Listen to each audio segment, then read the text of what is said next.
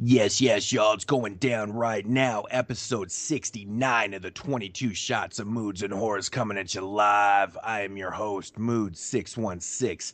And of course, I've always got my hetero life mate with me, JP, aka the Mexican Oil Sheik. And of course, we're always welcoming back the Horrorphile, aka the guy who finally got himself a girlfriend and is forced not to spend all of his time on Chatterbait anymore. Welcome back, Kyle. Oh man, that shit's funny as hell. I don't even have anything to say to that. That's just ridiculous. He's also Chatterbait. known Wow. as the Wicked Warden of the West. Yeah. The Wicked Warden of the West. Mad Nice. Butcher. Yes. And on that note, we are going to be covering the infamous Ilsa Trilogy, also known as, to me, kind of like the Revolt Trilogy. I was fucking laughing to myself the other night rewatching these films, and I'm like, it would be a funny kind of subtitle for it, the Revolt Trilogy. Yeah. Now there is a fourth film which would make it a quadrilogy, but we're just focusing on the three that was in the Anchor Bay DVD box set. Yes. The other one, I believe, is Ilsa, the Tigress of Siberia, which actually, doing a little digging around and poking around, I found out that originally that was to be included in the Ilsa box set. Yeah. But unfortunately, due to some rights issues, they had to cut that one out, and the quadrilogy became known as the trilogy. That's right. And of course, the third one, which we know is the third one that's in the Anchor Bay box set, the Ilsa, the Wicked Warden, directed by Jess Franco, was actually not intended to be an Ilsa film at first. Jess Franco just starts, directing films and things like that. And they somehow got Diane Thorne aboard on the film, and then they just changed it into an Ilsa film because the lead character's name, I believe, was Wanda before or something. And, upon dubbing, they changed it to Ilsa, and it became an official Ilsa film, which is kind of a weird thing. But if you know the history of Jess Franco, he's just always, doing films that are similar to other ones. And then, let's just kind of change it to Ilsa. And it became like a thing. It was like, okay, this is actually an Ilsa film. But it does fit the format, though. I was looking at his filmography, and like he's one of those guys similar to like a Charles Band, where you might, or Roger Corman, you are like, hey, I wonder if I ever seen any of this guy's films, and then the answer is probably yes. You've probably seen one of his films and not even known it. To be honest, like, it'd be hard not to have seen any Jess Franco films, considering he's directed like probably 200 titles, literally. Like, he has the biggest filmography I've ever seen. And it's funny, man, I was actually trying to separate him in my collection one time, and I think I have over 60 of his films. That's crazy. Because a lot of his films keep getting released by, companies that I collect, Blue Underground and, Severin, like all these kind of major companies, and you just randomly pick them up. And then I've bought Jess Franco films not even knowing that Jess Franco had directed them. That's how many films this guy's done. I didn't even realize he was dead. I just saw that he was dead. He died just a little while ago. A couple years ago, it says. Yeah. But I mean, when you really think about that, though, he's been directing films since the early 60s, but he never stopped. Like, right up until the time he died, he was still doing films quite regularly. It says here he directed films from 1959 to 2013 when he died. Yeah. So I know it's incredible. Some of the years in the 70s, like I think he did like 5, 6, 7, 8 films a year. You're like, what? Like, how is it even possible to do? It's so crazy. Yeah, it's like 14-day shooting schedules and shit. I know, it's just ridiculous on these minuscule budgets and stuff. But yeah, one of the things that I did want to start doing, Moodz, is since we announced what we're doing today, we should actually announce what we're going to do next week, so that I know people have said in the past that they want to follow along and watch the movies before they hear our show. So we're actually doing another remake versus original next week, and it will be Cat People. So the original Cat People and the remake of Cat People. That's right. Yeah, the original came out in 1942, I believe. I could be wrong on that. And the other one came out in 1982, I think. Something like that, yeah. Yeah. But I'm looking forward to doing that. I haven't watched the original Cat People in a long time, so I like those OG versus remake shows, man. Those are always fun to do. So yeah, they are. And that one I think is going to be cool because they're quite different films. So I'm looking forward to that. So make sure you guys check out those films before you listen to the show. And actually, there's just a few more in-house things we need to cover. One is, we're going to keep saying it for a little while, but make sure you guys who listen to on iTunes resubscribe or resubscribing, because I know that a lot of people probably have not. And I'm gonna actually try to find a way to see if I can get back into our old feed and post like a 15-minute explanation and like blueprint on how to stay with us, because there's probably people who definitely don't follow the group page or don't follow us on other outlets, who are just like, why haven't they posted another episode? I'm just waiting here on iTunes and it still hasn't So posted. if you've noticed that our show is mysteriously not being uploaded to your then smartphone they anymore, or actually whatever. wouldn't even be hearing this episode, so like really. True that. So we're really just talking to ourselves. But Yeah, I'm sure we'll figure out a way to get to all those people. People that are listening on Moodz' channel, because they're probably at a certain point in time they're probably like, why haven't they uploaded another episode? And then they'll be like, oh well, I know they plug this all the time. Yeah. Type in your channel, see, oh, they've been uploading new episodes. So we're talking to you guys. Yeah, and I will remind the people that do listen to the show on my channel, all the links are in the description.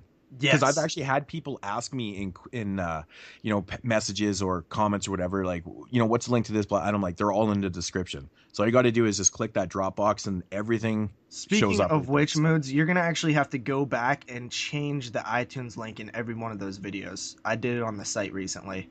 Oh, that's disgusting. Yeah, that's disgusting. I didn't even think of that. Yeah. Oh, yeah, totally. Because people are going to be subscribing to like not existing feed anymore. So we're going to have to do that. But also, I just wanted to thank Horrorphile and Jason for getting all of our fucking episodes up on there in record speed time. That was so cool. All of our episodes are on iTunes now. It is so cool to see them all up there. Honestly, that's a lot of work, and we do appreciate that 100%, Jason. Thank you if you are listening. That was like 67 he did in a row. Yeah. And I mean, these aren't just short episodes, so big ups to Jason and Horrorphile. Awesome stuff. Yep. Yeah. So what has been going on, guys? Well, man, I personally have been really excited that we wrapped up our episode, what was it, 68, which was the top 10 of 2015. It's nice to have that put behind us. I mean, I did so much like cram watching towards the end that now I'm just looking forward to like a whole new year of films that I have not seen. I know, it's awesome. It's so strange, man. Like, I didn't realize how much work it was, concentrating on 2015 films. And then, after we did the show, I was like, holy, I can pretty much watch anything I want right now. It was a weird feeling, right? Because for the past like 2 months, all we could watch was films that would be either for a show that we were doing or for a future show that we were doing. Yeah. And now it's like, last night I was like, oh my god, I can watch anything, and I watched the Fall of the House of Usher, which was, I've been wanting to get back to my Scream Factory watching, going through all the Blu-rays that I have, and I was currently, when I left off, I was on the Vincent Price collection, so I wanted to check out some of those films. And then what was funny was I went right back into another list format where we are doing a top 10 of 2002 sometime in the next few months, and I was like, well, guess I better start prepping on this. But it's fun because there's so many gems. I started watching that one that you recommended to me, Death Watch, last night, and I was really into it. I loved just the setting of it, so I can't wait to finish that one up. Yeah, that's cool. I'm excited for that show too. I actually just picked up a couple more 2002 films yesterday. I believe when we were talking about it and getting myself prepared, found a couple I'd never even heard of before that looked okay. So. But yeah, I like those top 10 shows. Going to be, fun, man. Fun. Yeah. But yeah, I tell you, man, that relief though, like it wasn't even a relief. It was just like, wow, I can't believe I can watch anything. So I was just like watching random things, man. I popped in Takashi Miike's Dead or Alive. Hell yeah. And I was like, I just watched, fucking crazy shit, man. That movie What a weird fucking movie. That movie, well, the ending to that movie, seriously, I have to pause it. Like, I had to pause. I was pissing myself laughing so fucking hard at this one part that I literally had to pause it. And I was like, oh my God, it's so funny. It's strange. Takashi Miike, it's totally Miike film. It's just weird. But it was fun to watch something different. Let me ask you guys this. Have you watched his new film yet? What was that film called? I was going to say he has a new one. Dead Body? I haven't. I have it sitting right beside me. Actually, I have not checked it out yet. I was watching older things, just purposely watching older things, Yeah. You know what's funny about that is that isn't really even his new film. Because that movie's been out for like 2 years now, and it just got a release. Yeah. So. Yeah, that funny. Actually got announced like a year ago by Scream Factory. I actually won a copy of it from Jeremy.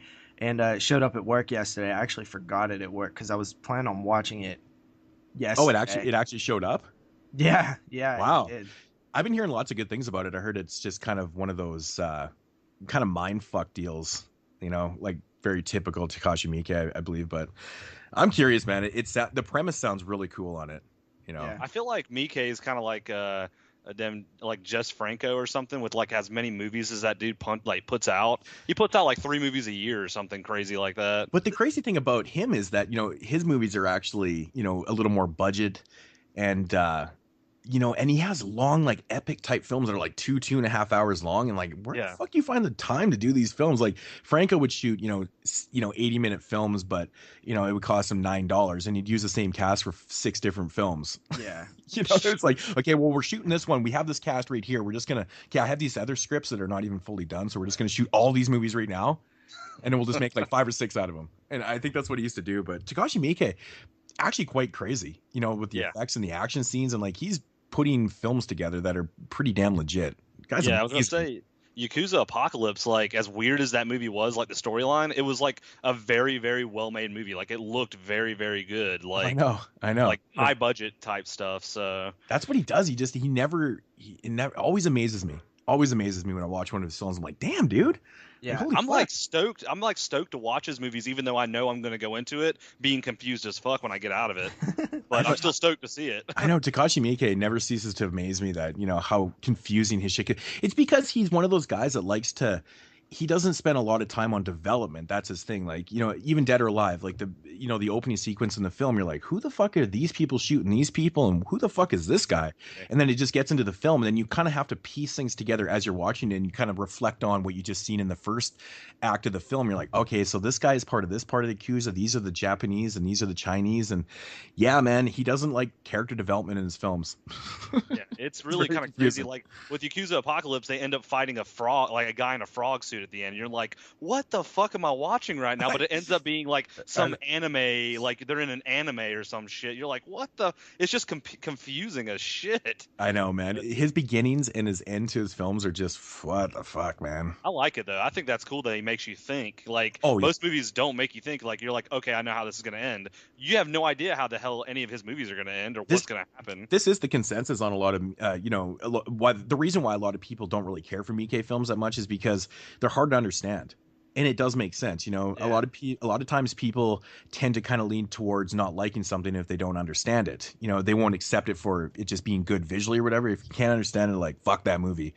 That seems to happen with a lot of Miike fans. I was talking to, actually Zach about that. And he's like, fucking Miike makes shitty films. I'm like, do you understand his film? He's like, no. And I'm like, is that the reason why you don't like him? And he's like, I don't know. He's like, I just make stupid fucking, head trip fucked up movies. And I'm like, yeah, he does. But you have to, kind of take it for what it is and at least realize that it's fucking well made. Yeah, it's exactly. Really well made. He's got good effects. He's got like interesting scenes, editing, music. Like, it just makes good films. So.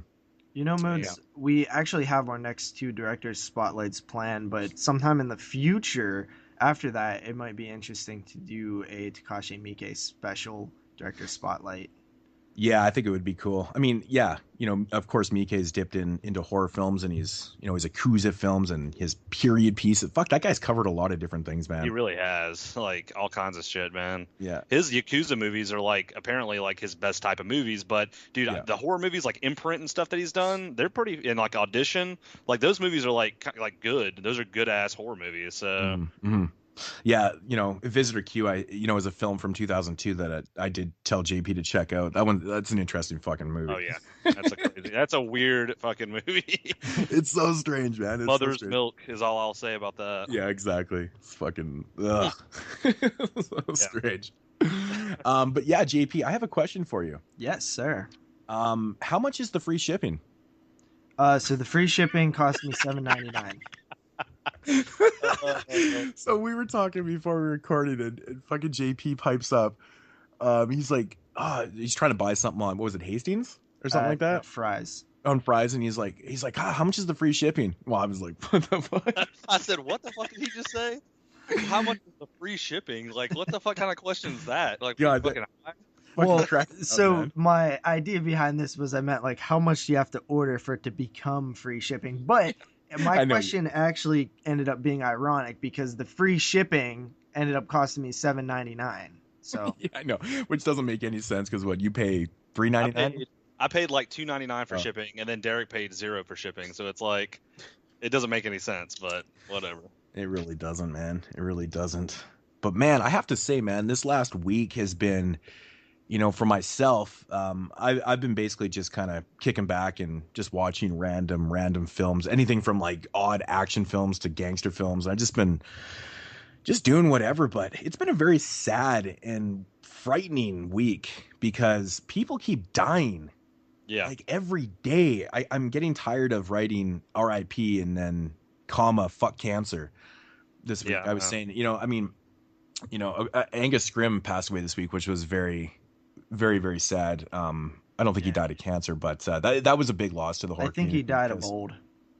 well, Yeah, I was gonna say my buddy was like he didn't even know, and he was like, "Did the guy from Phantasm die?" And I was like, "Yeah." He goes, "I thought that dude died like 10 years ago." I was like, "Well, he was old. I mean, I know he was really old." I know, and that's the thing, is like it's hard to feel super sad. I mean, it's just a loss, because he was such an icon, to Phantasm films and just in the horror community in general. But he was 89.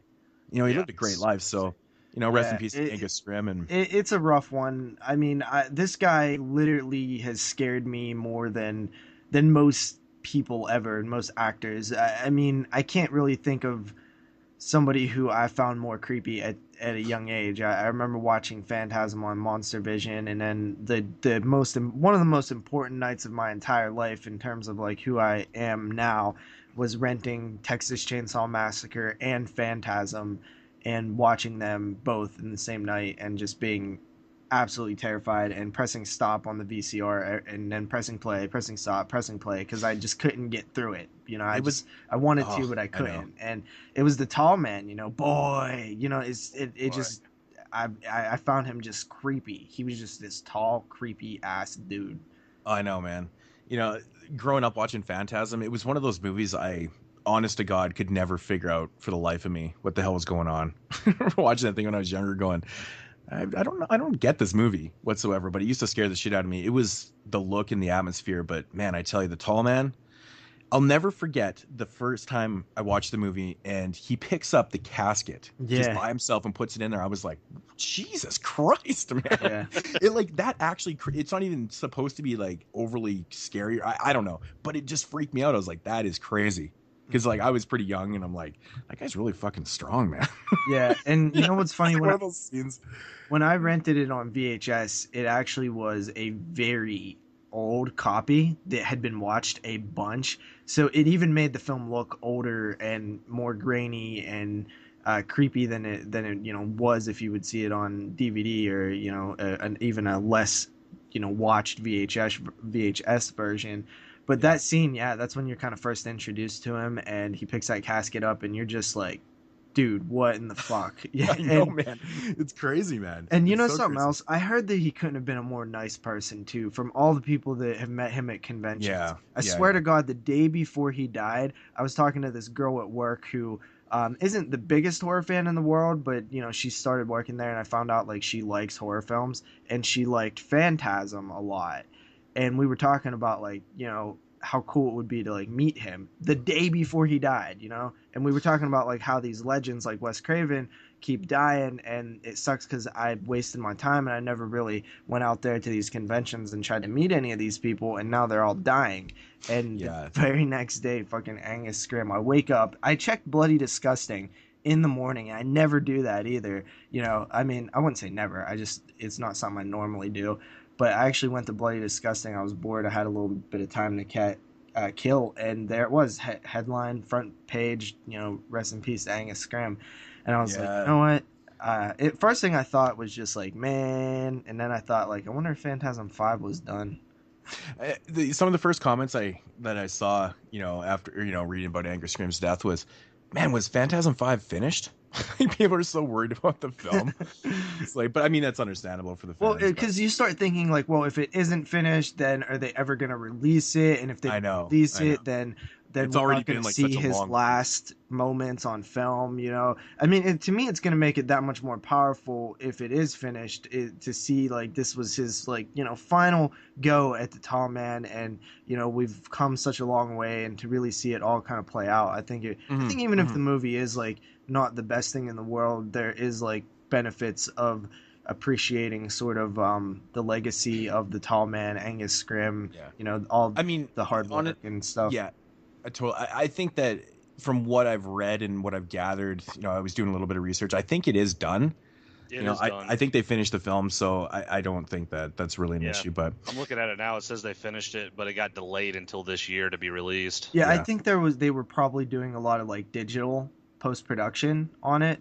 A lot of CGI and different things, because even when they released that original teaser trailer, you can tell that the color correction wasn't even complete yet. Yeah, because it didn't look like any filters or any like different types of. It says here the reason it's delayed is because it's awaiting a distributor. Well, that we've mentioned that before, that they were having issues with that. So, but, actually, you know what? Like that was part of the news. So I mean, I guess we can just continue along with the news. Well, I just wanted to say, like I said, this week has been tough for a lot of people, man. David Bowie passed away this week too, so rest in peace to David Bowie. I mean, he played in The Hunger, so I guess we can mention his name on here. Of course, it's David Bowie, man. We got to mention David Bowie, but that was sad to me too, because I didn't really know that David Bowie was sick. It was kind of it seemed sudden to me, but apparently it was public. But Dan Haggerty died today. Which is kind of sad. Grizzly Adams. Apparently, he was in Elves. JP, you were saying he was in Elves, which is I didn't even know. I actually started laughing about that. I'm like, he was in Elves. It was funny. Grizzly Adams. Somebody posted the that he died, rest in peace and stuff, and I was like, Moodz, the guy from Elves died, and he's like, oh shit, for real, Grizzly Adams died today too, and I was like, no, that's the guy. That's funny. And last up for the rest in pieces for this week, which is a segment I don't want to continue doing. Yeah, if we have a segment like the rest in pieces of the week, that's fucked up, man. Yeah, I know, man. The amazing Alan Rickman passed away from cancer. Fucking sad, man. I didn't know he was sick either. It's crazy. I mean, I don't really follow too much, of mainstream news and things like that, but that was sad. I mean, he's one of the best villains of all time. I mean, come on. Fucking Die Hard, man. I always loved his role in fucking Dogma. Dogma was so great. And of course, I think we did mention last show, but Lemmy passed away like a week and a half ago. So, in the last like week and a half to 2 weeks, we've lost 5 people that are very notable. That's pretty terrible, man. Fucking terrible.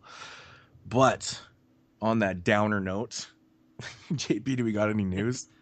Yeah, to continue along with the news, you covered all the deaths. Thank you for that. But something interesting happened last night to be exact. They actually kind of sneakily announced a Cloverfield sequel thing. I mean, I had to look at the trailer just because I was so confused like what it was, and I knew that I'd have to report it on the news, so I was like, I guess I have to actually watch this to figure out like, is this a Cloverfield film or is it like a fake film? I couldn't tell, if it was like a fan-made thing or something. So I watched the trailer, and it appears to have John Goodman and this girl, and it looks like a bomb shelter. I think they're talking about the world like ended, and like then they kind of go outside towards the end of the trailer. It's like a teaser. They don't really show much, which is good. Now I don't have to watch any more of the trailers. But apparently, it's already filmed and done, and has like a March release date or something, and it's called 10 Cloverfield Lane. And I don't know if it's a sequel or a spin-off. But is this theatrical? Yeah, I believe so. It's J.J. Abrams, Michael Bay. It is. Oh shit! I didn't even. Yeah, this seemed sudden to me. Yeah, here's a direct quote from J.J. Abrams. The idea came up a long time ago during production. We wanted to make it a blood relative of Cloverfield. The idea was developed over time. We wanted to hold back the title for as long as possible. What the fuck does that mean? A blood relative? The poster kind of looks like it may be like kind of like the movie Hidden, like in a fallout shelter or something. the way the poster makes it look, at least. There's like a house and there's like an underground thing going down to the name of the movie. So I don't know. It says it comes into an underground cellar, or whatever that means. Huh. So I don't know. Yeah, so Okay, I don't know okay, if it's the fallout about from the Cloverfield monster in the first movie, but it's one thing of note also is it's Strange. not found footage. Oh, really? Yeah. Oh. Well, the thing I'm confused about here is who the fuck is J.J. Abrams?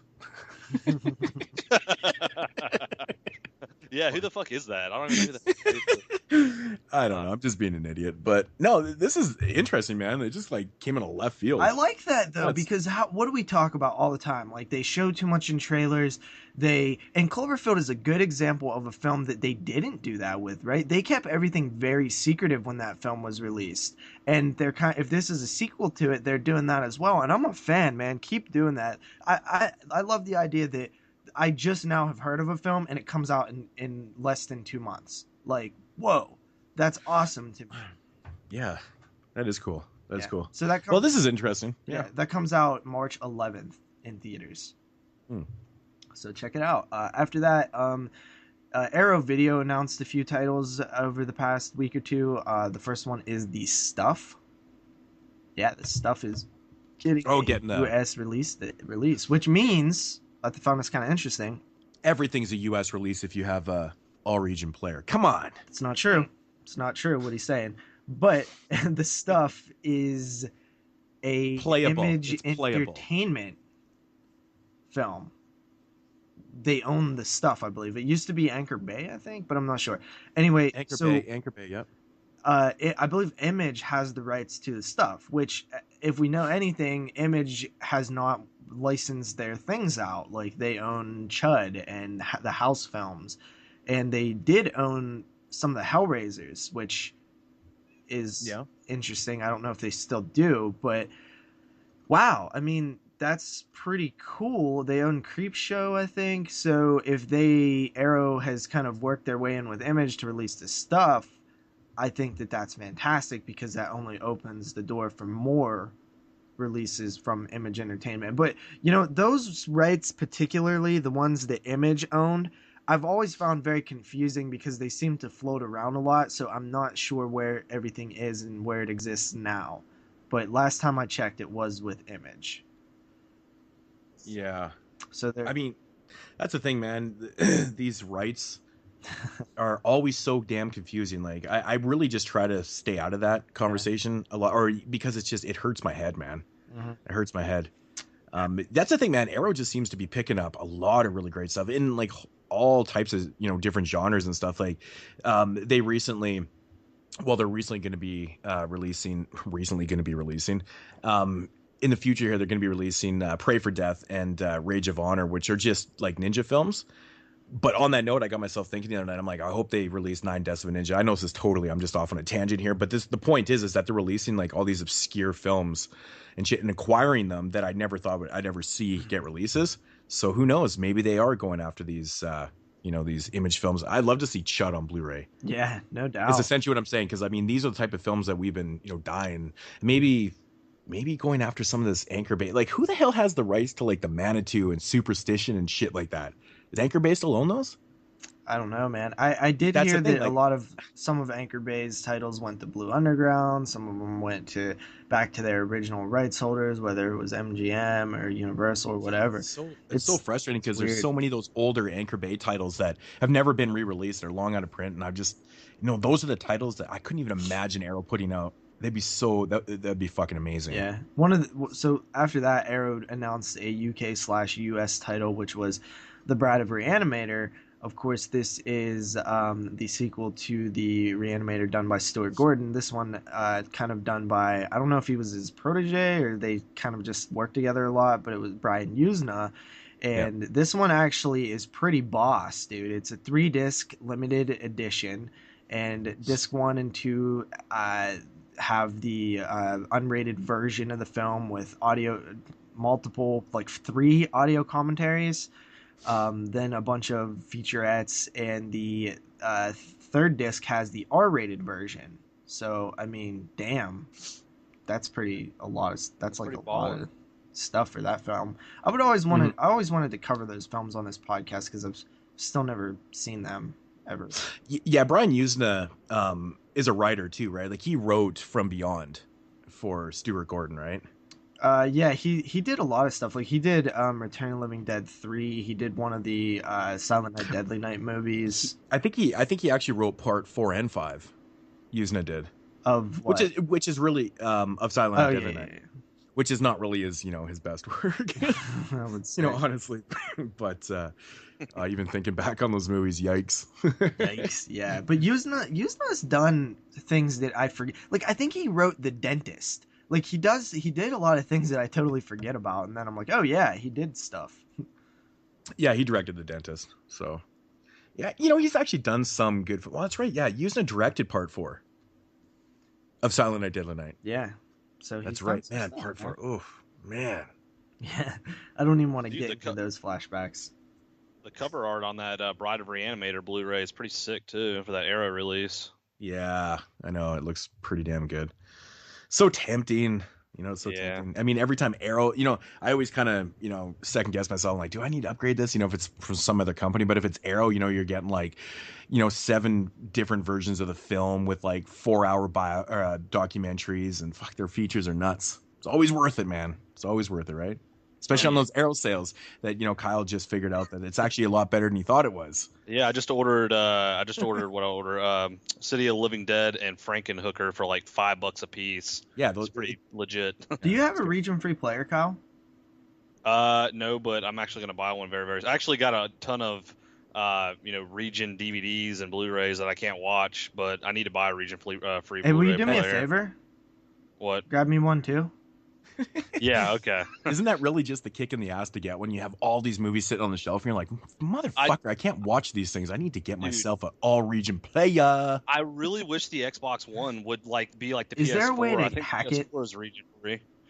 I wish, man. Like that's the only thing I use to watch movies. And like I remember I bought Clown, the movie Clown. I bought it from Zavvi. It was like a limited to 500 Blu-ray. It was like it came in a red case. Oh, you I bought got one? it and I was like, fuck yeah, I'm gonna fucking watch this. And I popped it in and it was like, this Blu-ray will not play in your Blu-ray player. And I was like, okay, That's well, exactly what maybe it said. there's an unlock.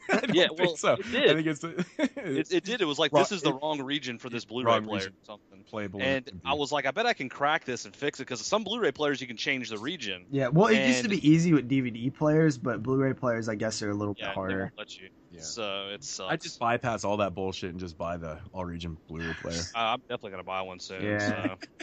So. Okay, so let's move on here.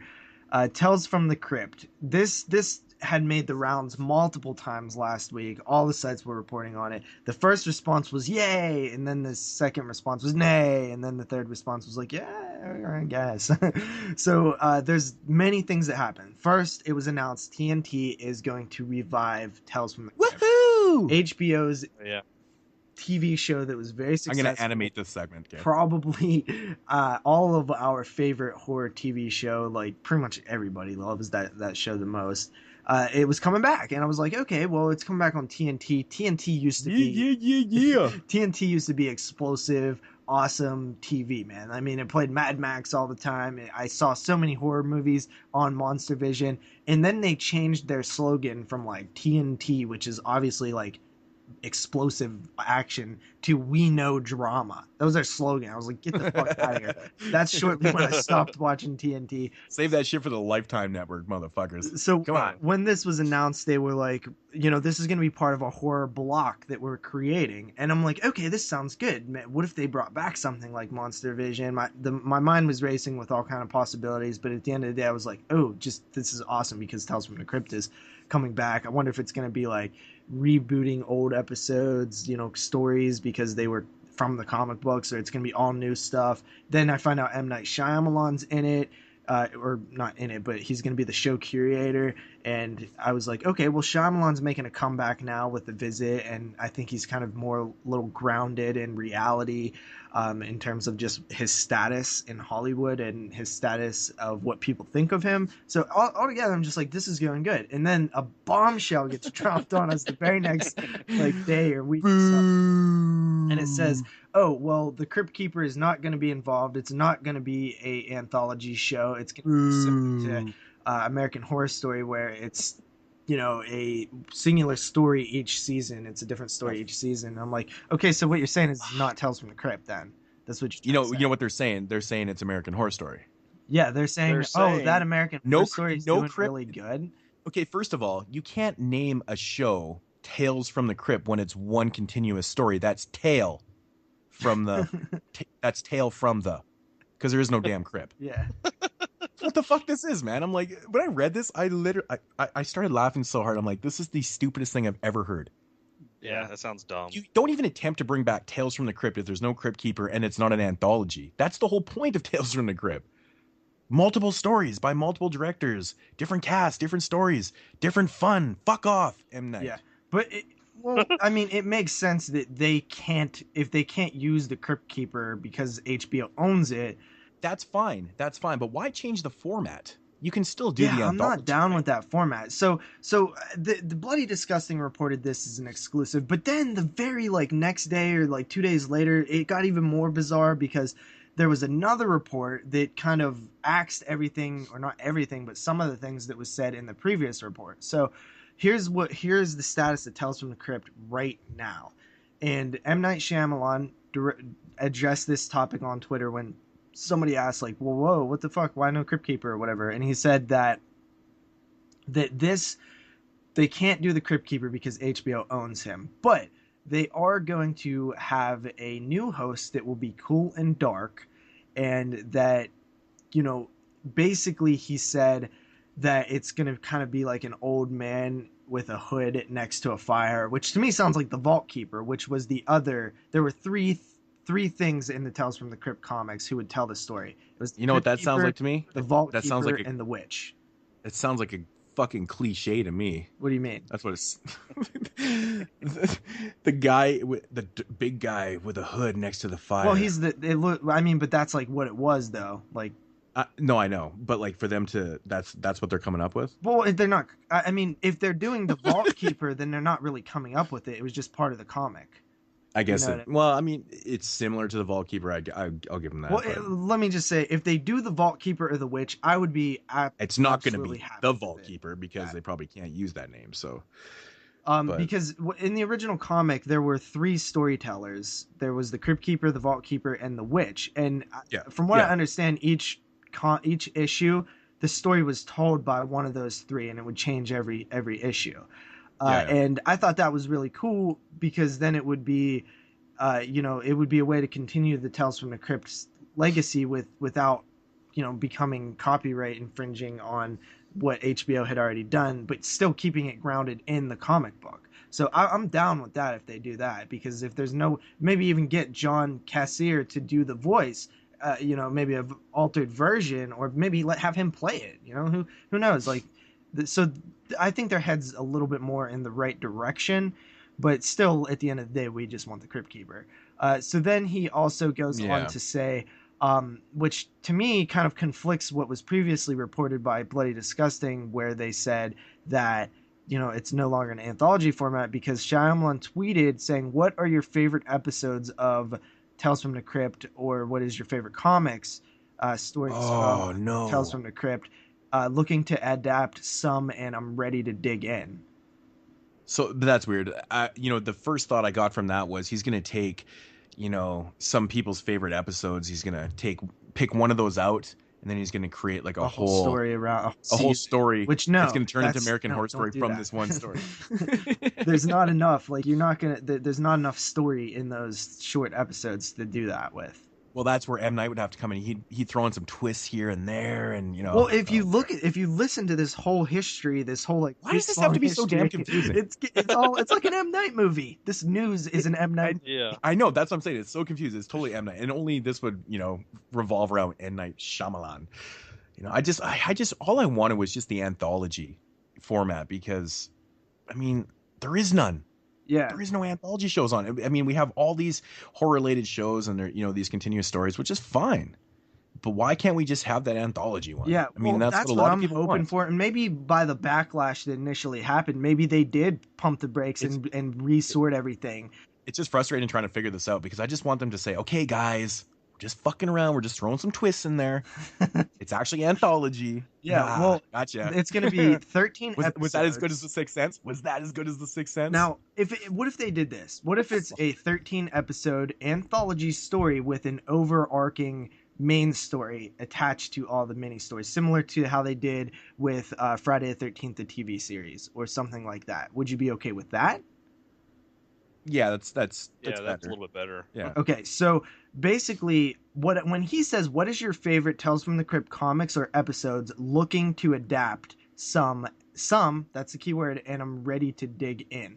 To me that says anthology, because how the hell are you gonna adapt some of them in one fucking season? You know what I mean? If it's one story, so I'm dude, I'm down with them doing reboots or retellings of old comic book stories or old episodes, as long as it's been done before.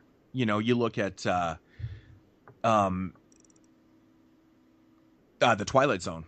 So if you look at the Twilight Zone, you know, the first reincarnate of it, which was in the early 80s, they remade some of those episodes, I think a couple of them, and then of course in the 2000s, I think it was all based off of the TV show. I mean, that one failed miserably, but you know, it's been done. I wouldn't mind seeing an episode here and there. I mean, even Tales from the Crypt. I would say half and half. If they do half of the Tales from the Crypt reboot episodes, there's still comic stories that haven't been adapted.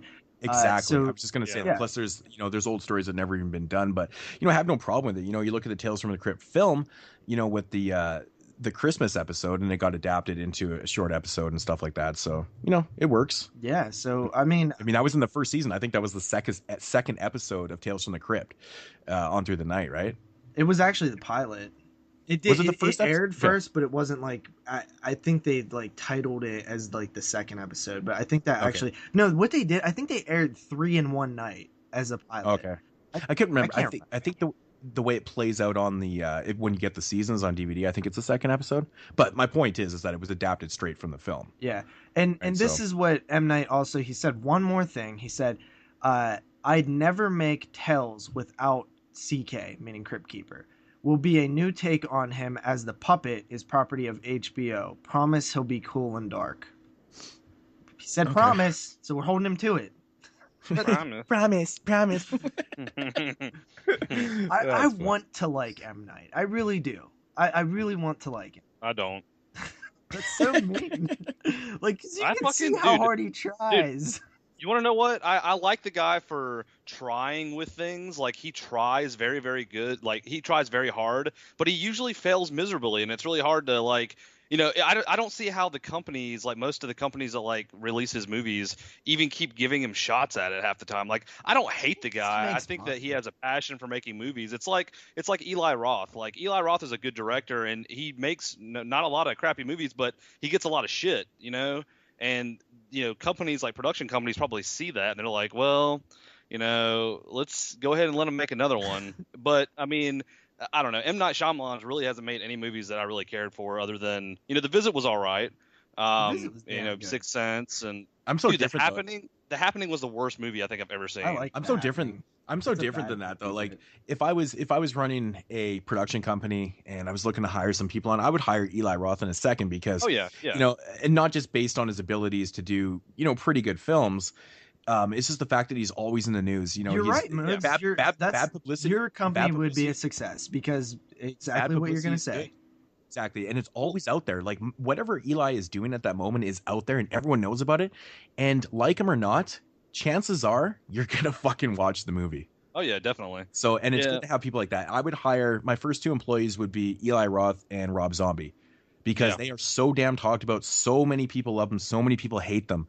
And, you know, all those fucking haters out there, guess what? They've all seen the movies. And Eli Roth's an example of like somebody that, like, you know, I like, personally, me, I love Eli Roth movies. Like, I do. I've loved like just about anything he's put out, but he does like get a lot of hate. Like, and you see that in a lot of his, you know, a lot of like him being out there on the news and stuff. It's like, oh great, another Eli Roth movie. A lot of people like to hate him, but he's still, you know, he's a good director. But M. Night's a little different. Like, M. Night, he's not a bad director or anything. He's not a bad writer, but there's a lot of movies that like a ton of people just don't like. I mean, I don't like half of his movie catalog, to be honest with you, but I'm not saying he's a bad director or writer. I just personally don't like it. I mean, I don't know. Yeah, well, M. Night, I think, I feel bad for him because what happened was he created The Sixth Sense, which was like a huge movie and everybody loved it. This is before we knew the stigma of M. Night. And everybody said, like, this guy is the future. This is the next Quentin Tarantino. This guy is going to be doing big things. Imagine that pressure, right? You're like, wait, I kind of got lucky on this one, guys. Like, don't hold me that high. And then he comes out and he tries to, like, do it with Signs. And then, like, it was still pretty damn popular. Everybody was still really into it. Signs wasn't bad. But I mean, it wasn't horrible. In retrospect, we look at it now and we're like, well, it was kind of stupid. And yeah, kind of cheesy. But when it came out, nobody was saying that. Nobody was saying, like, everybody took it very serious and it was still held in such high regard. And what happened was slowly people started realizing, like, wait a minute, this fucking guy ain't even any good, you know, or like at least, you know, he's not as good as we thought he was. So I always kind of root for him to make a comeback because I like the underdog story. I like the people who have been down in the dumps and kind of make a comeback. So when I seen The Visit, I was like, please let this continue because I want to see good things happen to this guy. I feel like he got a shitty end of the stick and he was expected to be way better than he actually was based on his early runnings in Hollywood. And I just want to see him make stuff that he wants to make and not have the pressure of like Hollywood and the big machine pushing him in directions. I mean, and that's the thing about M. Night is like he comes out with like some good movies and then he comes out with like really shitty movies. Like he came out with Signs, which honestly Signs really wasn't that bad. It was a pretty decent movie. Yeah, it's not and then terrible. he comes out with the fucking Village right after it, and it's like a shitty movie. I mean, I fucking hated The Village. And then he comes out with Lady in the Water. He's coming out with the I just think the that's a perfect example of a film. I didn't think it was like terribly made like most of his films. There's a lot of suspense in the film. There's no fucking payoff. Like, I mean, I think it's just such a letdown. Yeah, I think that's the biggest problem. Is that he tries so hard. He tries so hard for these amazing. It's the pressure of the twist, though, right? It's the pressure that people expect it from him. And it's. I don't even know if he wants to do those. He had one good idea for a twist, and he's like, and then everybody ran with it, and I think he's just like, I gotta fucking come up with a twist, so I got to. Yeah. You know what I mean? I mean, and then he comes out with fucking After Earth, which Will Smith said was the biggest regretful movie he's ever done. What? It's like, Jesus, that kind of probably left a bad taste in everybody's mouth. Which film was that? The movie After Earth with Will Smith and his kid. Like Will Smith said openly on, in the media that was the biggest regret he ever had in his movie catalog was doing After Earth. Well, if you look at Will Smith's filmography, man, that guy like doesn't do any flops. That guy is like a star. It's fucking crazy. Every movie he's in is a big hit, and it's generally good. Yeah, Will Smith. Yeah. Will Smith's actually a good actor. Yeah, he is. Because he's actually a good actor. He came a long way from the streets of West Philadelphia. Well, yeah, I mean, fuck. I mean, I still watch The Fresh Prince, man. I love that shit, man. Dude. He's just a fun guy, but he's a good actor, though. Yeah. You guys, I always think like, I think when Saw came out, with James Wan, I think there was a lot of talk about him being, like the next kind of like big director type deal and stuff like that too. He was still doing, pretty minor indie films, I guess, minor stuff, and then Insidious, but. I don't think that he's really kind of, been, I don't know what the right word for it is. I don't think he's really kind of failed in his filmography. At all. I mean, even say what you want about his Fast and the Furious film made a shit ton of money. It might not be for us, but it's definitely for a high percentage of the population. That's what I'm saying, man. Like when he directed Saw, everyone's like, "Holy fuck! Like you got to check out this James Wan guy. This guy's like, he could be the next big thing." He puts out Dead Silence, good film.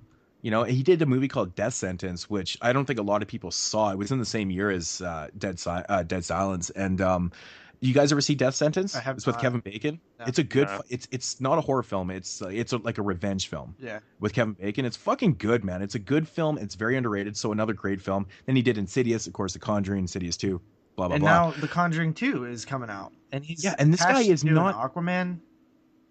Yeah, he is attached to Aquaman, and that's the thing. Like James Wan, like all this talk about all this hype and stuff, he hasn't really failed. So it's kind of an interesting contrast, really. Yeah, go figure. There's going to be a Saw 8 coming out this year too, with him directing it. He got paid more fucking money for Fast and the Furious than he has for any of his previous films combined. So I mean, good for him. Good for. But that does dude. That does make sense. Yeah. Let's continue on here. Tales from the Crypt, please don't disappoint. And M. Night Shyamalan, where I know that it's so cliche of you to disappoint. I know it is, but you're not going to this time. I'm fucking don't do it, dude. Krampus, Moodz' favorite #1 film of the year, is getting a Blu-ray release February 23rd. Yay! Oh, wow. After that, we have Rob Zombie's 31. So it was announced that he, I think, it's tried 3 times to get MPAA to give him an R-rated movie, and it was NC-17 all 3. It finally has passed enough after enough cuts. It has a R-rated rating attached to it now. But he did go on to say that the unrated cut will, of course, be on the Blu-ray. The director's cut will be on the Blu-ray and DVD. So rest assured. Dude, I know people are going to be like so cut when it gets to the theater. Oh yeah, probably. You know, and that's the people are freaking out like, what the fuck, man? Blah. I'm like, just cut the fucking movie down for theatrical. Who cares? Because we're gonna get the unrated version when it comes out. Rob's like, why are people bitching too much about I'm this? not like, worried about it because look, I won't even get a chance to see it anyways. It won't come here, so I don't give a shit, man. The first time I see the movie will be on media, and it'll be the uncut version. So yeah, well, whatever. I'm not complaining. The Devil's Rejects is an intense hardcore movie that was rated R, and then, you know, if you watch the unrated cut, yeah, it's crazier, but this gist of it is still in the theatrical cut, so I'm not worried about it. There'll still be enough there to hold me over until I see the unrated cut. You know, there's gonna be a little bit of blood and gore and things that are cut out of this. And hell, depending on the release, I might never even see the theatrical cut. Maybe a random rape scene. I don't understand why there's no like red band trailer for it out yet. It's like this movie's been announced forever. Don't do. But I mean, I know that you guys don't like trailers, but I'm just surprised in general, even if I didn't watch the trailer, that there's not a trailer out for the movie yet. It's like it doesn't surprise me that much because Rob Zombie's films. I think if you go back to Lords of Salem, dude. Every fucking cast, every cast photo, every screenshot of the film was out way before a trailer got released. Way before. He just does that. It's funny. It's weird. The promotional posters for 31 look like they look like the Halloween remake with the 31 with the claws and they're the same colors and everything. I was like, holy shit, that's Halloween. Yeah. So after that, we got our first still from Cabin Fever, the 2015-16 now remake. Yeah, it's gonna hit VOD February 12th, and it's here. I just don't even. I'm still confused by this. Yeah, me too. I don't understand. I don't even know what to say about Roth this. actually was quoted saying he was blown away by the remake. That's fucking funny to me, dude. I don't know. Like, obviously, he was blown away because he was watching his movie. His movie be remade. Yeah, he's probably jerking off in the theater thinking about it. Oh, they remade my movie. It's so good. Well, that's the thing. Wasn't like is it still done as like a shot for shot type? Listen, the one still that came out looks like it is like very. It's essentially a shot of like all of them. I guess it would be when the homeless guy comes to the door. It's like the camera's pointed at them, like in the house. I'm imagining that's what scene it was from, and they all look different. And not in a good way. Like, I didn't like the way that the cast looked because, like, I look at Cabin Fever as like it has a very memorable cast to me in terms of horror films that came out in that era. And these guys, it had some big names at that time, right? Yeah, you know, the guy from Boy Meets World, whatever that guy's name is, I don't know. bad. I'm so bad with names. Yeah, you know me. But you know that guy from Boy Meets World, Ryder Strong. Ryder Strong, that's what his name is. And it had the dude. I think he was from Detroit Rock City. Yeah, he was the fucking smoked out guy in Detroit Rock City. Yeah, he was. Yeah, that's right. That's right. So after that, spilt the bong water, man. Love that part. Trip, you asshole! You spilt the bong water all over the bed. Yeah, it's fucking awesome.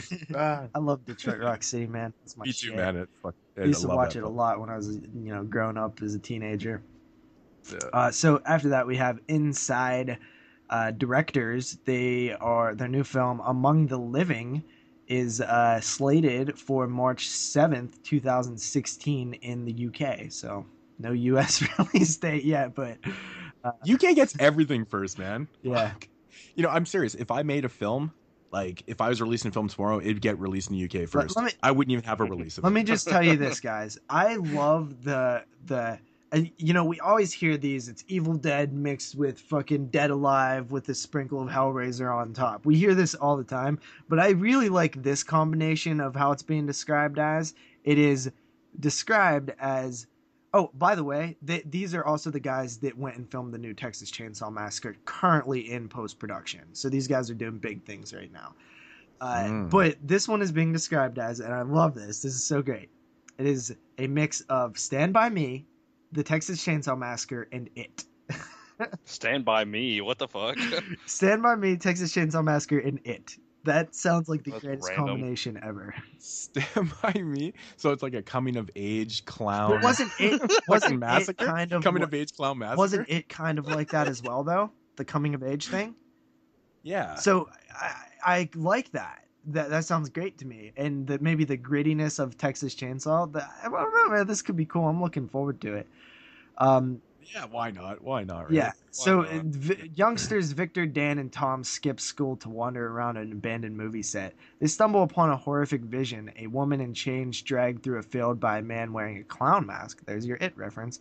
The masked man catches a glimpse of the boys who scramble to run away, but before they can escape, they see something which has been hidden for years. Something they were not meant to see. Terrified and having been just seen by the masked man, the boys try to alert the police. Unfortunately, their past record of unruly behavior discredits them, and the police do not follow up on their tip-off.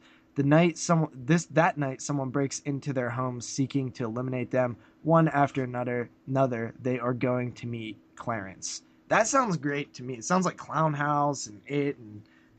Huh. Yeah, it does sound cool, actually. Yeah, Sounds and I interesting. mean, it's from the guys who made Inside and the new Chainsaw, so let's fucking Hell keep an yeah. eye on that one, guys. I guess we'll get some, some gores, practical effects. Yeah, for sure. Should be good. Should be good. For sure. And I think there is like a few little more pieces here that I have. Guillermo del Toro apparently is doing scary stories to tell in the dark. There was a little bit of news that came out that said that Anthony Hopkins regretted doing the Hannibal Lecter sequels as well. Huh. Wow.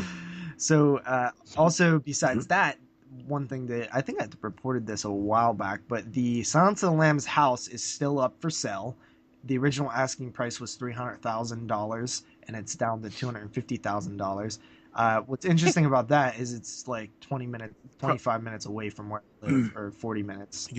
Yeah, you can Go buy probably it. get it for $220. It's a man. beautiful house. It really is. It's amazing looking, but I definitely, You can afford it, JP. Go get it. not in my price range. Laura Dern joins Twins Peak.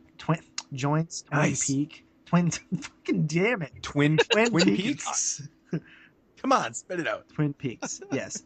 So the actress who played her, or was she the? I don't know. She's the actress Laura Dern. I don't know who she is, but Yeah, she's in a lot of Lynch films. yeah. So Penny Dreadful season 3 is hitting May 10th or May 1st, which is Sunday. Eduardo Sanchez is going to be directing a new horror series for Starz. My God. Yeah. Rob Zombie wants to turn his new album into a movie, which is called The Electric Warlock Acid Witch Satanic Orgy Celebration Dispenser. I am down. I'm so down with the title of that. That is the greatest album title ever. Yes, That yes, is. yes.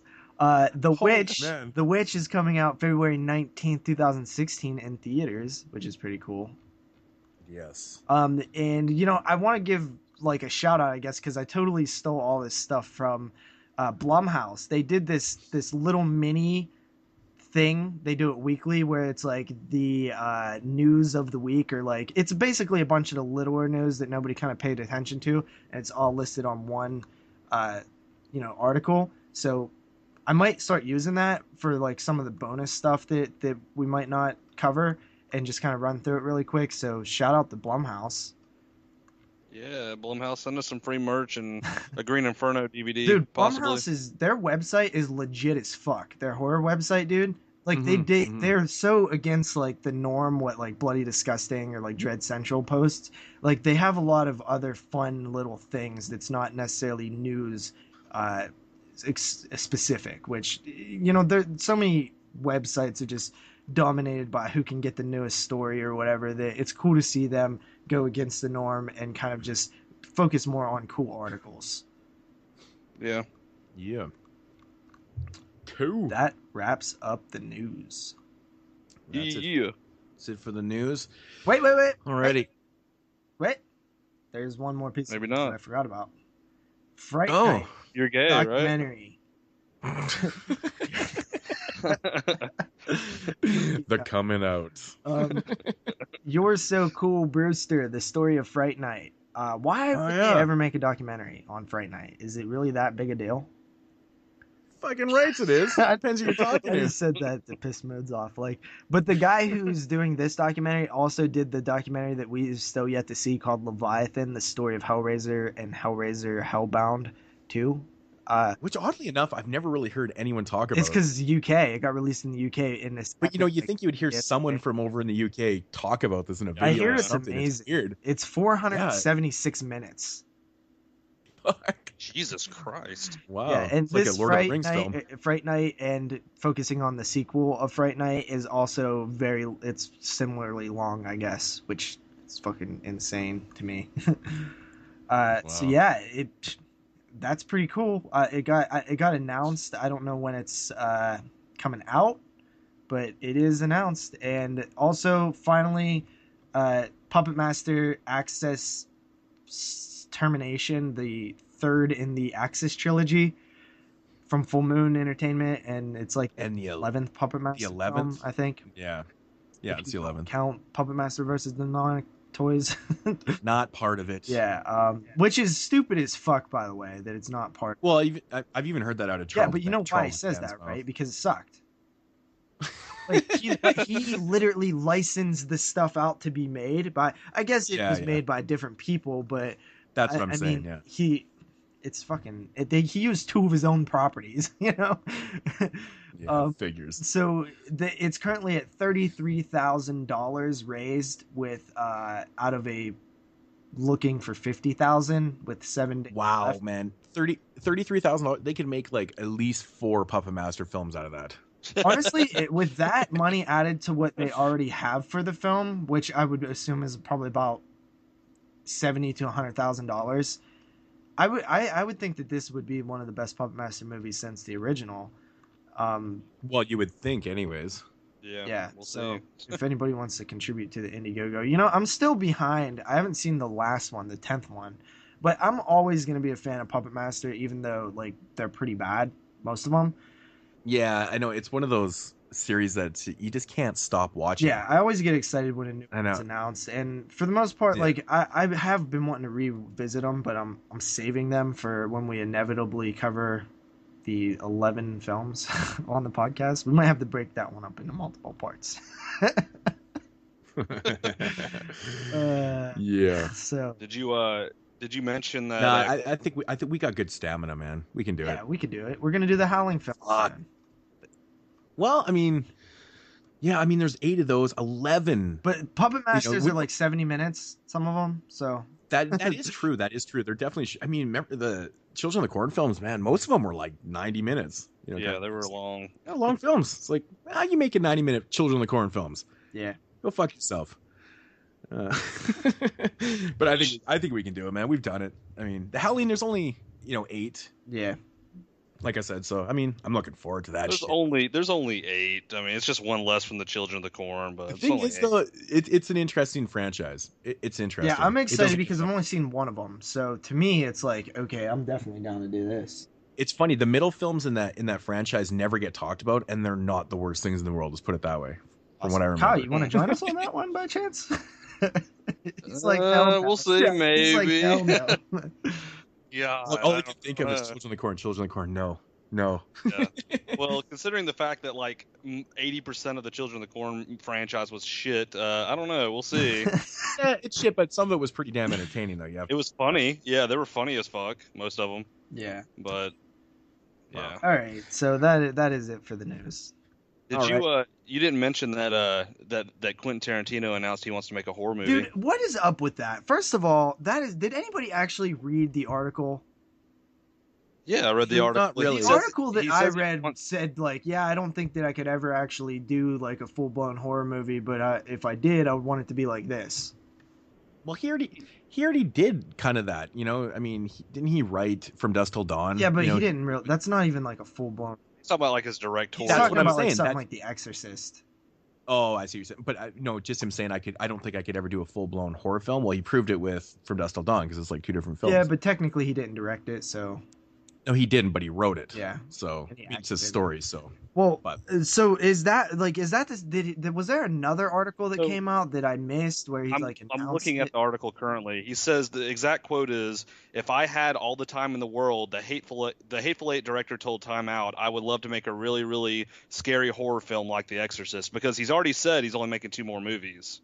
And he said he wants to make either a 1930s gangster movie or a horror movie for the last 2 movies. So more than likely, he probably will do a horror Well, movie. he needs to do a horror movie because I would love to see that. But I don't buy into that. I'm only doing 2 more movies thing because that's I don't know why all people set Quentin limits. Tarantino knows. Like, it's just Dude, he's publicity, rich. man. so what? I mean, Eminem's rich, well, right? And that dude had never you gotta living think, no- dude. He takes like 3 years at a time to make movies. So like these next 2 movies probably won't come out for almost 10 years. I mean, well, obviously one every 3 to 5 years he's going to release. Mhm. So I mean, that's just how Yeah, he does and as a you know director. what? He's going to be old. Sometimes people's mind change in 10 years too. So Yeah, I mean, I'm sure you but might Kevin change his Smith mind, said but the same thing 3 movies ago. that's the thing. You can't get away from it, man. I mean, who making Dude. doing 7-8 years in between films, whatever. I mean, Stanley Kubrick only directed what 10 films or 11 films in like 50 plus years of directing. Well, I mean, that's crazy. the thing with Tarantino is, I would believe that if it was anybody else. I would be more inclined to believe it if it was somebody else. But the idea that Tarantino is telling me that he's only going to make this dude is going to make films till he dies. The reason why is because that's all he knows. That's all it is in his blood. Like, it's because he might say that he doesn't want he's an to. actual film. Yeah, he's a film fan. He loves all types of films. That's what he does. He's gonna Hey, make more than 2. Come on. This is a pretty cool quote you probably find interesting, Moodz. He said in an interview recently that Australian films had a huge influence on his career. Yeah, he was in. You ever see Not Quite Hollywood? That's awesome. I don't Yeah, think so. yeah, he's. I think he's in there. He's in the Blaxploitation. I mean, dude, the dude is an encyclopedia of film. I mean, the stuff that he's a real used, fan. the stuff that he's used in his film is pretty much, I would say, like 80% of it is stuff that he's seen somewhere else. But he did it better in his film. So I think that's all the news, though, right, Kyle? You have anything else? Yeah, that's pretty much it. That's it. Okay, well, getting into mood swings and the DVD and Blu-ray releases for January 19th, 2016. I thought for sure I was gonna fucking say 2015. I mean, all last year, 2015, I'd say 14. I don't even know what the hell's going on. So yeah, DVD and Blu-ray releases for January 19th, and not really a whole lot. First up, we got one from Scream Factory here, which is, of course, every single week. Yeah. Man, do they ever release a lot of stuff. It's incredible. But this is one that I've been really waiting for because I just have the VHS, the DVD, long out of print. I never grabbed it when I was younger, which was so stupid, released by Anchor Bay. And it, of course, is The Guardian, the William Friedkin film, this movie's awesome. You ever seen The Guardian before? I have not. I've actually heard of that movie, I believe, but I've never seen it. So, I mean, within the last like month and a half, whatever, Scream Factory's managed to release 2 long out of print Anchor Bay releases from back in the day with Nightmares and The Guardian, which is really cool. Seeing these films get a re-release, there's so many others out there. Like previously, we were just talking about the Guinea Pig series and stuff. I just, they're not really the best films in the world, but that needs a re-release. Oh yeah, I mean, you can pretty much only get that for like in the $300 set unless you buy them separately, which I think like the separate DVDs by themselves are like $50 and $60, which is insane. So that's exactly what The Guardian and Nightmares were selling for before, just on DVD. They were like, $40, $50, $60 out of print DVDs, which is ridiculous. But big ups to Scream Factory. These are releases that I was super stoked that they were announced. Unlike they release so much stuff. that, you know, some of it's whatever. And some of the newer stuff, I don't get excited for the IFC stuff. It's nothing against the IFC releases. It's just they're such a bitch to get in Canada because they're all considered imports for some weird reason. All the other Scream Factories are not considered imports. IFC releases are. So they sell for like $40 up here. And that's why I'm missing 3 out of my collection now. But so in my opinion, I'm like, fuck IFC right now. But big ups to, you know, Scream Factory for the Guardian and Nightmares and things. These are the titles I love to see, these re-releases of out of print stuff. So what was the second one? The Guardian and what? And Nightmares. They were, you know, that's already been long. out. That's no, I'm not. For anybody out there that's listening, JP was pissing. I was just bringing up that Scream Factory released 2 sought out old out of print Anchor Bay titles with Nightmares and the Guardian recently. So that's very cool to see these type of re-releases on Blu-ray. Next up here is one that I'm really interested on. It's called Hana Dama, The Origin. This is a Japanese, I'm assuming type splatter, not really splatter, something to do with spirits and things like that. But it's from the director that did Splatter Naked Blood, which was fucking insane. You ever seen that one, Kyle? Yeah, I haven't seen all of it, but I've seen some of it. Yeah, and that is a pretty fucking crazy one. So when I seen this guy's name attached to this, I was like, I gotta check this out, man. It looks pretty fucking cool. So you pretty much know what you might be getting into that one. Yeah, you know, I mean, it is Japanese, it's crazy and shit like that. So I don't know. Very interesting. I know my man Derek will be interested in that one right there. Speaking of re-releases of out of print titles, Vinegar Syndrome picked up Troma's Luther the Geek and is releasing on DVD and Blu-ray combo pack, or maybe it's a DVD and Blu-ray. I don't know. I don't know. But yeah, Luther the Geek's getting a Blu-ray release. Really? Holy shit. That's weird. It is fucking weird, man. But I'm stoked because I love Luther the Geek, man. I recently just talked about it in a video too, and oddly enough, so did other people. I've seen like 3 or 4 people talking about it in videos lately. I'm like, what the fuck? But yeah, Luther the Geek, very underrated film, and that's what it was. It was in my underrated video. I think it's a fun film. So, and you know, Vinegar Syndrome is going to come with that amazing transfer. It's going to be awesome. It's awesome. Oh, yeah. Speaking of Vinegar Syndrome, this has been released, but only on their website. Now it's actually being distributed onto Amazon and other distributors and stuff like that. So Nightmare Weekend is available now on Amazon. So if you didn't pick up that re-release, again, another Troma title. Nightmare Weekend, not a great film, actually pretty bad, but super fun. I'm really curious to check out the transfer on this. I heard the transfer is just fucking silly. Every time I hear the word weekend in a movie time, I always think about Long Weekend for some reason. I don't know why. That just reminds me, like the word weekend always reminds me of that movie for whatever reason. That's actually a good movie to reference back to because that's an Australian flick. That's awesome. Oh yeah, it is awesome. I watched it like a couple weeks ago. It's pretty good. I liked it. I just love all the subtext in that film. You know, there's so much more going on in that movie than you think it is. Like exactly, it's so cool, man. When you can rewatch that film and kind of pick out things, it's an interesting one to discuss and kind of dissect. You know, it's one of those type of films. So, but yeah, Nightmare Weekend, get a Blu-ray release, pretty fucking awesome. And pretty much last up for the releases, there's like, oddly enough, you know, we haven't done releases in a couple weeks due to Top 10 show and the time off and stuff. But the previous weeks, there was tons of fucking releases. We would have been doing releases for like 20 minutes. But not this week. This week seems to be the downer week. And this one is being released by Maverick Entertainment and it's called Dead End. At least it's an original title. You know, again, here, I'm going to go search Dead End. What is going to come up? Probably the mid-2000 Dead End film. Yeah, I mean, yeah, that's what I was gonna say. That's what probably will come up. That's what it reminds me of, at least. I know, right? When I first saw that, I was like, "Are you kidding me?" Dead End, really? But that's pretty much for the releases for this week that are on here. So, I mean, for anybody out there that wants to pick up Straight Outta Compton, I do highly recommend. Highly recommend that. Straight Outta Compton, and it is the unrated director's cut. I don't know what's different about this version. I think from what I previously read, there was like another 20 minutes in the film or something, which is crazy. Oh wow. Or so it might not even be that. So don't take my word, but that's what I'd previously read. So who knows if that's what they went with. So, which is already like a 2.5 hour film. So this is like going to be an epic. But yeah, you know, I wanted to mention Straight Outta Compton because it was one of my favorite non-horror films of last year. I actually saw this in the cinema and was really kind of taken back with how well they did the story and how much they really did focus on the group and not individuals. They introduced the characters in the film, and I thought that was really, because it's about NWA. It's not about Ice Cube or just Dre or Easy. Like, you could make movies specifically on those guys, but they did focus, and they did it properly. And I thought exactly. and I thought the acting in this film was fantastic. Like, Dude, really, really. Ice Cube's son looks so much like him. It's ridiculous. Oh, it's stupid. It's stupid. It's crazy. It's like perfect. But he really was. It's so crazy. I'm glad that he got that part too. Because I know Easy's son tried out for the part of Easy, of course, and they didn't accept him.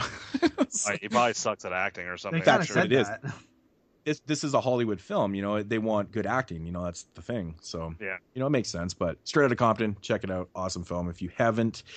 And that is going to do it for the releases. There's really fuck all this week for releases, which is kind of sad. Like I said, previous weeks, man, there was so many. Like, we're talking like, break your bank release weeks. So, but getting into the voicemails did you pick a release of the week? Oh shit, I didn't. I totally didn't. Oh, it's been a while, man. Brain is not working properly, man. Yes, my release of the week, and I'm going back to Scream Factory for this one, and it is going to be the release, The Guardian, for the reasons that I stated before. A long sought out of print title that's getting re-released, and it's a good film. William Friedkin, man, with The Guardian. Awesome. Yeah, it's a film you don't hear many people talk about because I don't think a lot of people have seen it, to be honest. Yeah, it's kind of but a lot of stiff competition. Yeah, I know, right? Luther the Geek and Nightmare Weekend, Dead End. How original is that? Yeah. But yeah, moving along here, we're going to get into the voicemails and questions. JP, we got some voicemails. Yeah, right? We have a few voicemails. For some reason, the new phone that I got does not allow me to edit the title of voicemails. So for now on, I'm probably not going to know who's what and what order I'm playing them. So that if they're out of order at all, I apologize. But here's the first one, which I believe is Lawrence. I'm sorry that I haven't called in a long time. I've been involved in a bit of a move, so it's been difficult for me to find time to really sit down and listen to the podcast. But I am catching up. This has been one crazy year.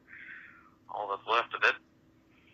Anyway, I was wondering, you guys had discussions about 10 out of 10 movies, and you always talk about perfection in regard to that. Well, here's my question to you. Let's not look at movies a second. Let's look at directors. Which one would you rate a 10 out of 10? Which one gets as close to perfect in his filmography or her filmography, in your opinion? Or which one has provided the best and most memorable movies? Would it be George Romero for his outstanding movie, The Night of the Living Dead, which has gone on to revolutionize the very genre it created? Or would it be someone like Stanley Kubrick, who arguably has had the most beautiful films, or most hard-worked films, the ones that it takes so long to make because he wants everything to be exactly the way he wants? Who would you put as a 10 out of 10 director? Anyway, stay awesome, and hope you guys have a great new year. So obviously that voicemail a little old, but hopefully you caught. Yeah, what's left of the year. So hopefully you caught up on some episodes when we were, out for a few weeks. That was like a perfect timing for you, I guess. Interesting question. I actually really like this question. Whenever we get questions that are kind of just like outside the box or you haven't answered a bunch of times, those ones are my favorite. Yeah, I never really thought of this before because top or 10 out of 10 films we discuss and like how we rate those and things like that, but I never really thought about directors as like top 10 out of 10 directors. I mean, we've discussed the fact of what makes a master of horror, which, will be for a future episode, but that's not really what we're talking about here. We're talking about directors that have, the way I take this question is like, pretty much perfect filmographies. Is that how we're kind of doing it? Because, it's funny, he mentions George Romero, and, quite obviously he doesn't really have a perfect filmography. At all. I mean, he's made some bona fide 10 out of 10 films, in my opinion, but second half of his career is pretty lackluster in my opinion. They're not like terrible films, but overall as a whole, the way I look at it is if you look at a director's entire career and what they've done, their whole body of work, do they have any misses in their career? There is a few directors that in my opinion haven't had any misses. The first one, which we brought up a couple times on the show, is Tarantino. Not necessarily a horror director, obviously, but in my opinion, he's never had one miss in his entire That's career. so crazy. He really hasn't. Like every film that he's directed, in my opinion, has been amazing. Like that guy really is on point with his films. Now, the guy that I did want to mention and bring up in this was I really thought about this last night, and I was like, damn, man, I'm kind of going through guys, and I'm like, no, that was a miss. And this is the way I break it down. Like I said, full body of work. Now I'm kind of cheating here, like I always do. If you guys know me, I'm always cheating. But this is a viable. This is a viable cheat, in my opinion. So I'm going to take a director here, and I'm just going to look at his horror films, the body of work that he's done in horror films. Now, he doesn't make horror films anymore. He's, expanded his horizons, I guess you want, kind of branched out, and he's done other type of films, crime thrillers and mind fucks and things like that. But I'm going to talk about David Cronenberg. Now, David Cronenberg, if you took David Cronenberg's filmography and you just compressed it down to his horror films, and this is all he's ever made. This is the world that we're living in right now. David Cronenberg has only directed horror films. Okay. He hasn't had a miss. He did perfect horror films. I mean, not 10 out of 10. I mean, they're all hits in my opinion. Okay. So, I mean, you look at his career, like he directed Shivers, Rabid, The Brood, Scanners, Videodrome, The Dead Zone, The Fly, Dead Ringers. You can even lump in Naked Lunch in there too if you want to go as far, because that movie is brilliant. It's really, really fucking weird.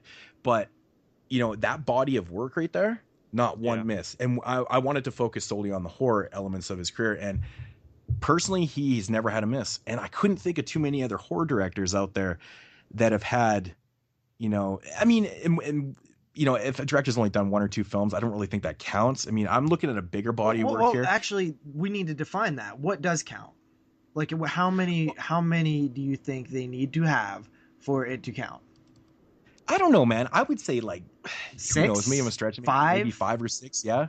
At least because, you could have, one or two really good films and then, just kind of, I don't know, man.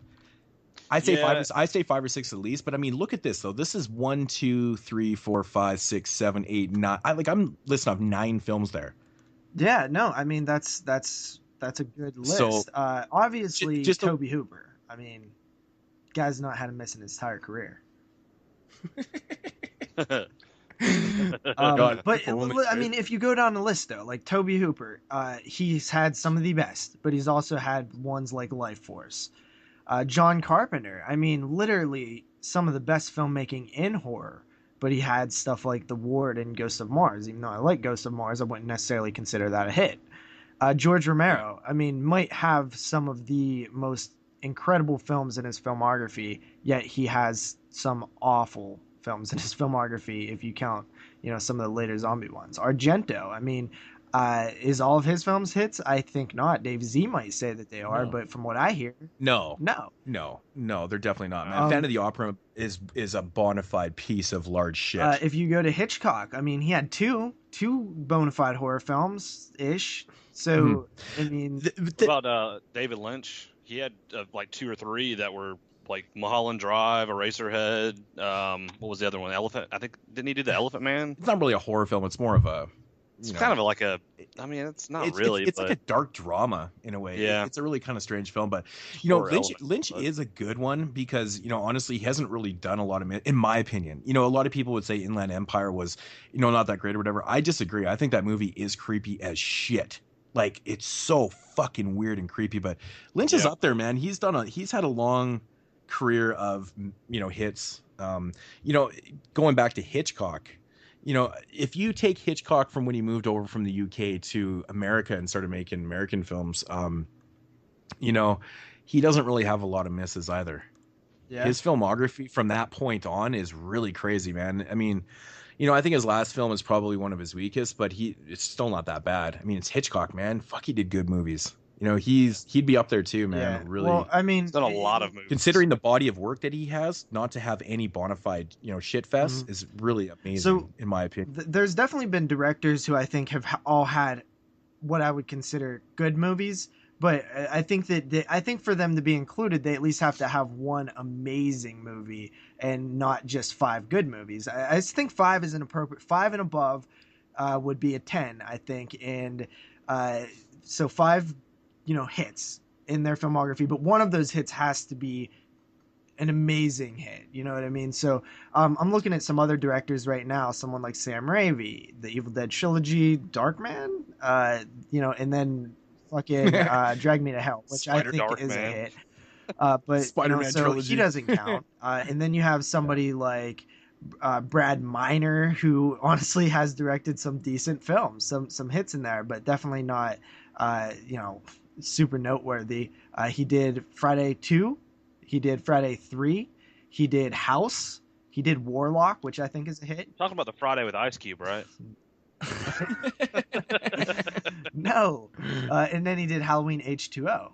And he did the Day of the Dead remake. So there's your piece right there. So strange. It really is so strange, cool. Man. That's so strange. Yeah, and then you have somebody like Tom Holland, who did Fright Night, Child's Play, a TV movie called The Stranger Within. He did Thinner, The Langoliers. Most of his horror films I consider good. Yeah. But is he there? I'll tell you the one that I'm looking at, though, that I think is a 10. All right? You ready for this? The House of a Thousand Corpses, The Devil's Rejects, Halloween 2, kind of a miss. I don't know. I don't consider it a miss. And then The Lords of Salem. Well, that's the thing. I have Rob Zombie written down here with a question mark because I knew he was going to get brought up, and that's the question. Is Halloween 2 a miss? Is Halloween 2 a miss? And in my opinion, yeah. I mean, I don't. We've talked about this movie. It is. We have talked about this movie to death, and our opinions have changed drastically over the years. Like, I mean, when I first seen Halloween 2 in the theater, I walked out. And I was like, I cried. I cried a little bit. I was like, I don't understand why he did that. I was like, what the fuck, man? I was actually so upset with it because I love the remake, and I was really upset with part 2. And I was like, fuck, and I kept watching the film and trying to figure it out and things. And the more and more we talk, like when we did the Halloween franchise and we talked about, and we really brought up good points and elements and things like that. But with all that said, it's still not a hit. Yeah. Unfortunately, like I'm trying to find the best. I'm a very pessimistic person. You can talk to my wife. Like, I'm a very pessimistic person. I always look at the bad and think. I mean, in reality, in films, I try to look at the good and stuff. And I just, man, dude, that one frustrates me, man.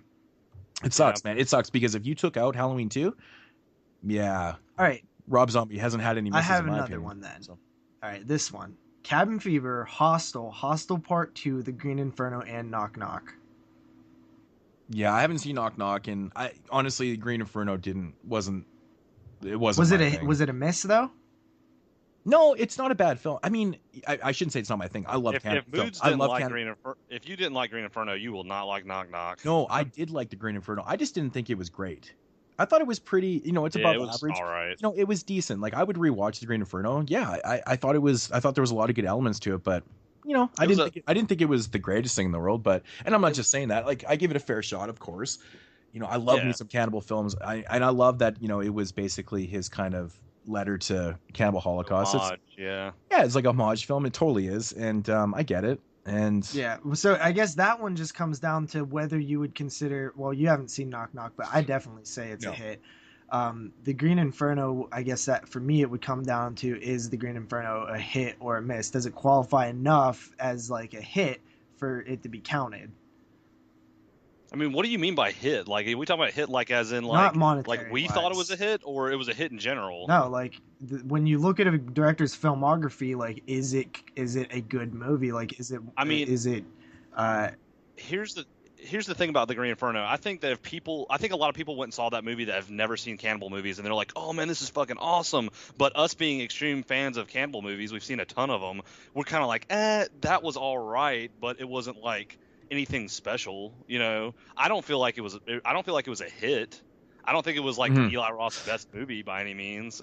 I got one here, man. I had this guy written down too, and I was contemplating on it. And the more I think about it, I'm kind of leaning towards it's interesting because you probably never associate this name with, a 10 out of 10 director or whatever. Again, I'm focusing on strictly horror films. Yeah. He's done a couple other films in his career that are obviously not horror films. Yeah.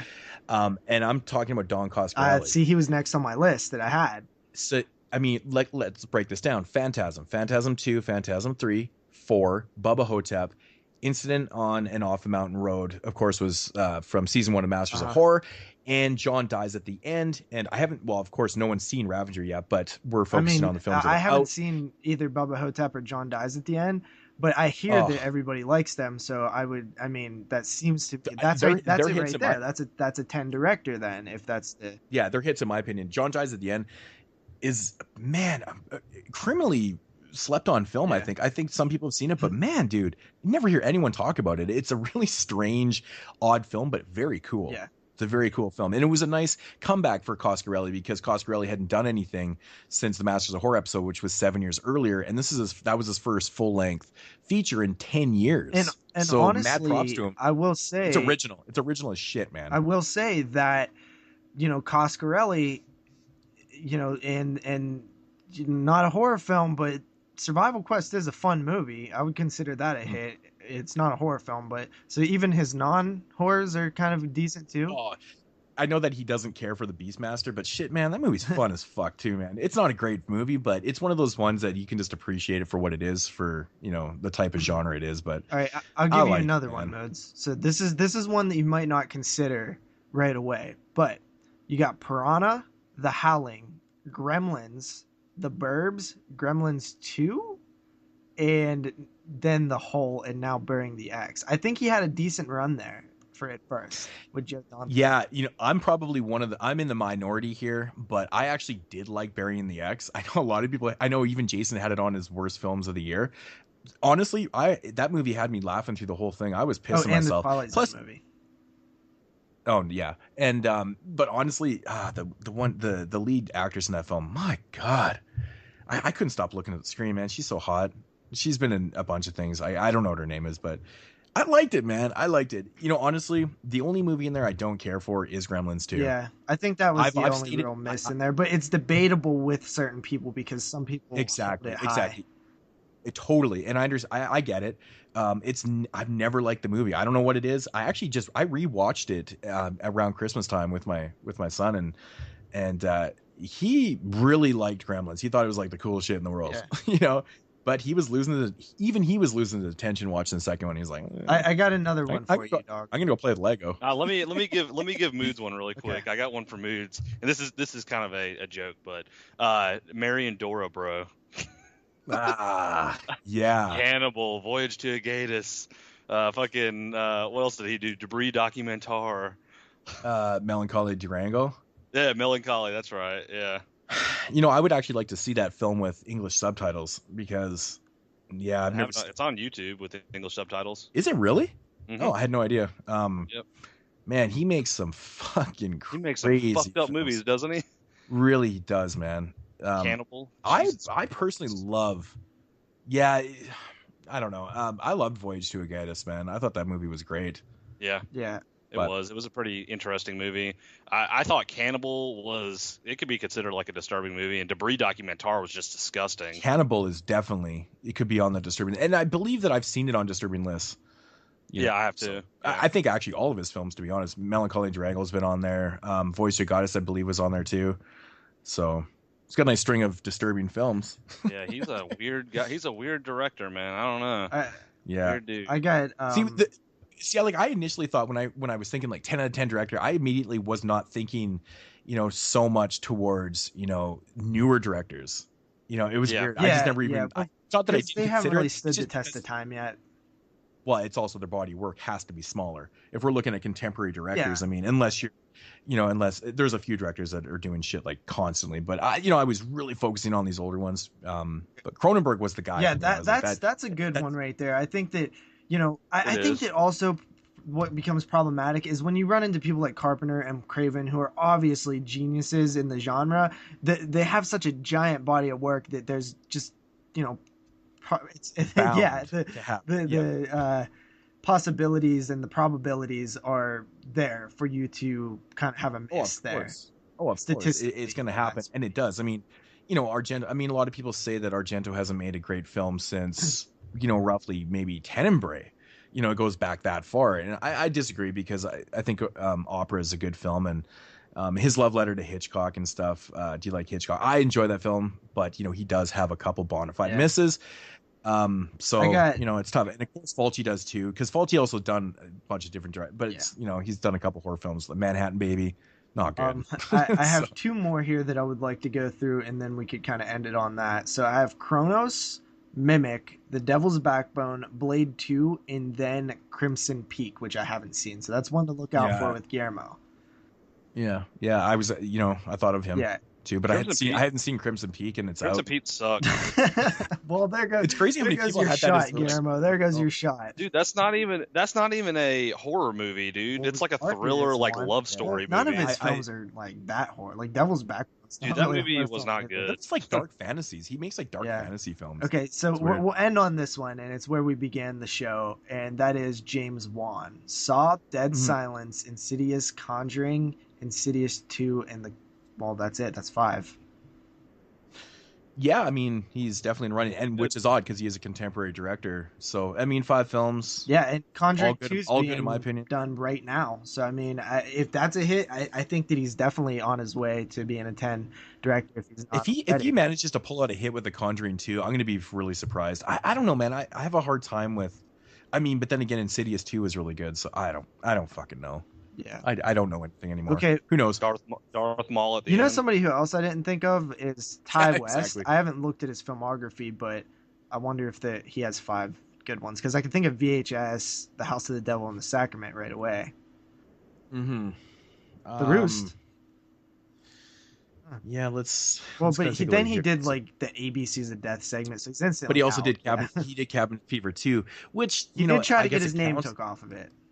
I know, but I mean, his main film, The Roost, Cabin Fever 2, The House of Devil, VHS segment, ABC's segment, Sacrament.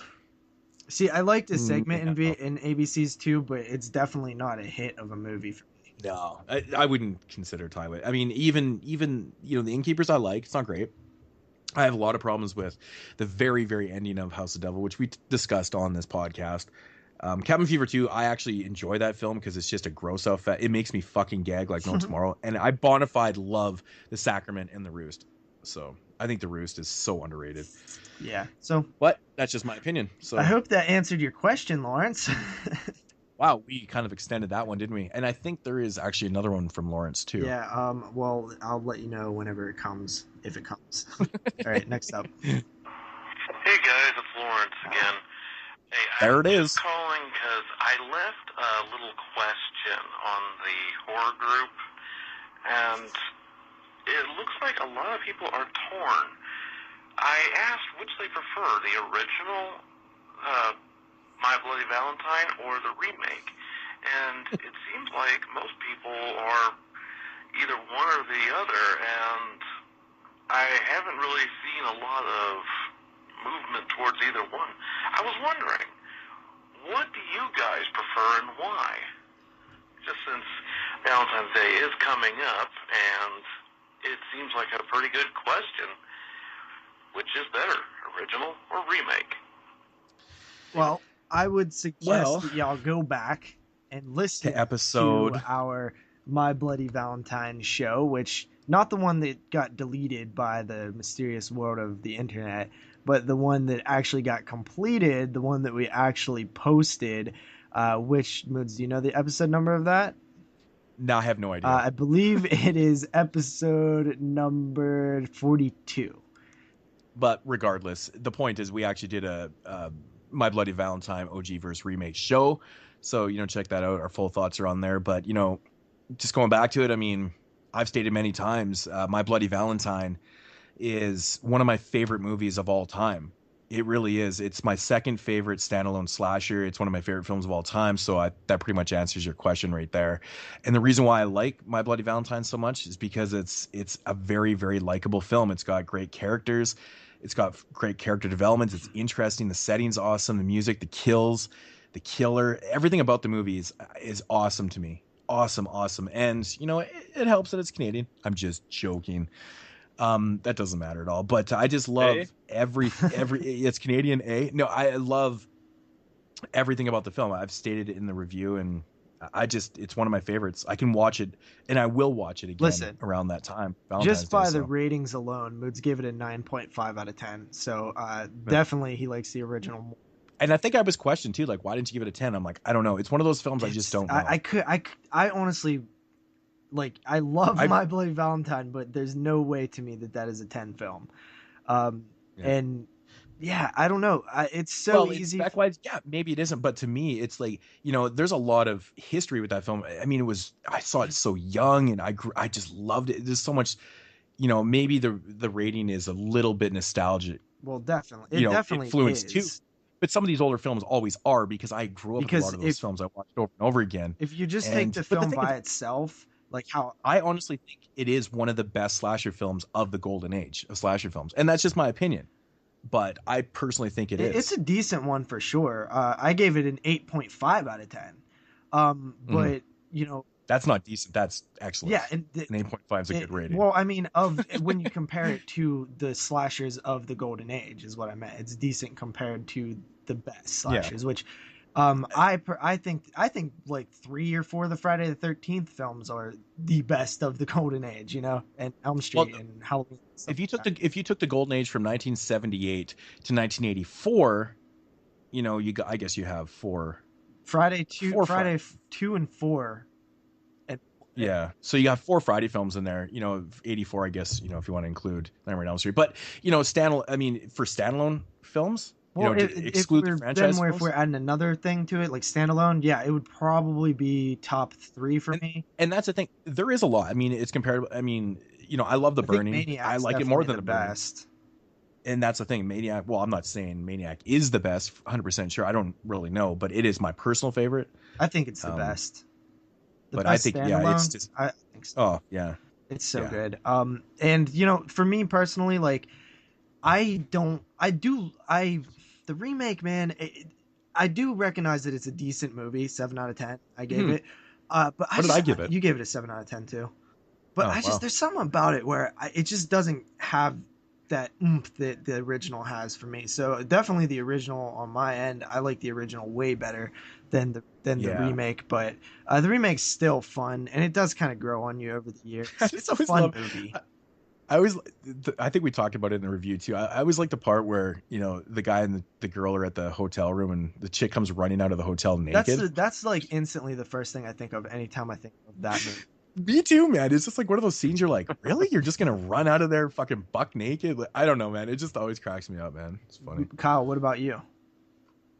I mean, I personally haven't seen both those movies in like so long, but from what I remember, I mean, I thought the remake was decent, but or was good. I mean, but I still would say the original. Yeah. I mean, I literally probably haven't seen My Bloody Valentine since I was like in high school, the original. Yeah. So, I mean, it's been a long time, but I remember I did like it. And you might not even have seen it uncut then. Yeah, you definitely didn't if you've seen it when you were little.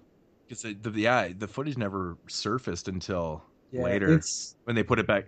So I mean, the uncut version, it's quite obvious, but I like that about the Blu-ray because you really get to see where the board made them cut the scenes, and we've it's talked like, holy about fuck, that it before. changes the entire film. It changes everything, man. It really does with the kills. You're like, if you watch My Bloody and you're like, okay, it's kind of lackluster, whatever. Yeah, it is a little bit. You compared it to the uncut version, you're like, fuck, man, it amps it up a lot, man. Yeah. It really does.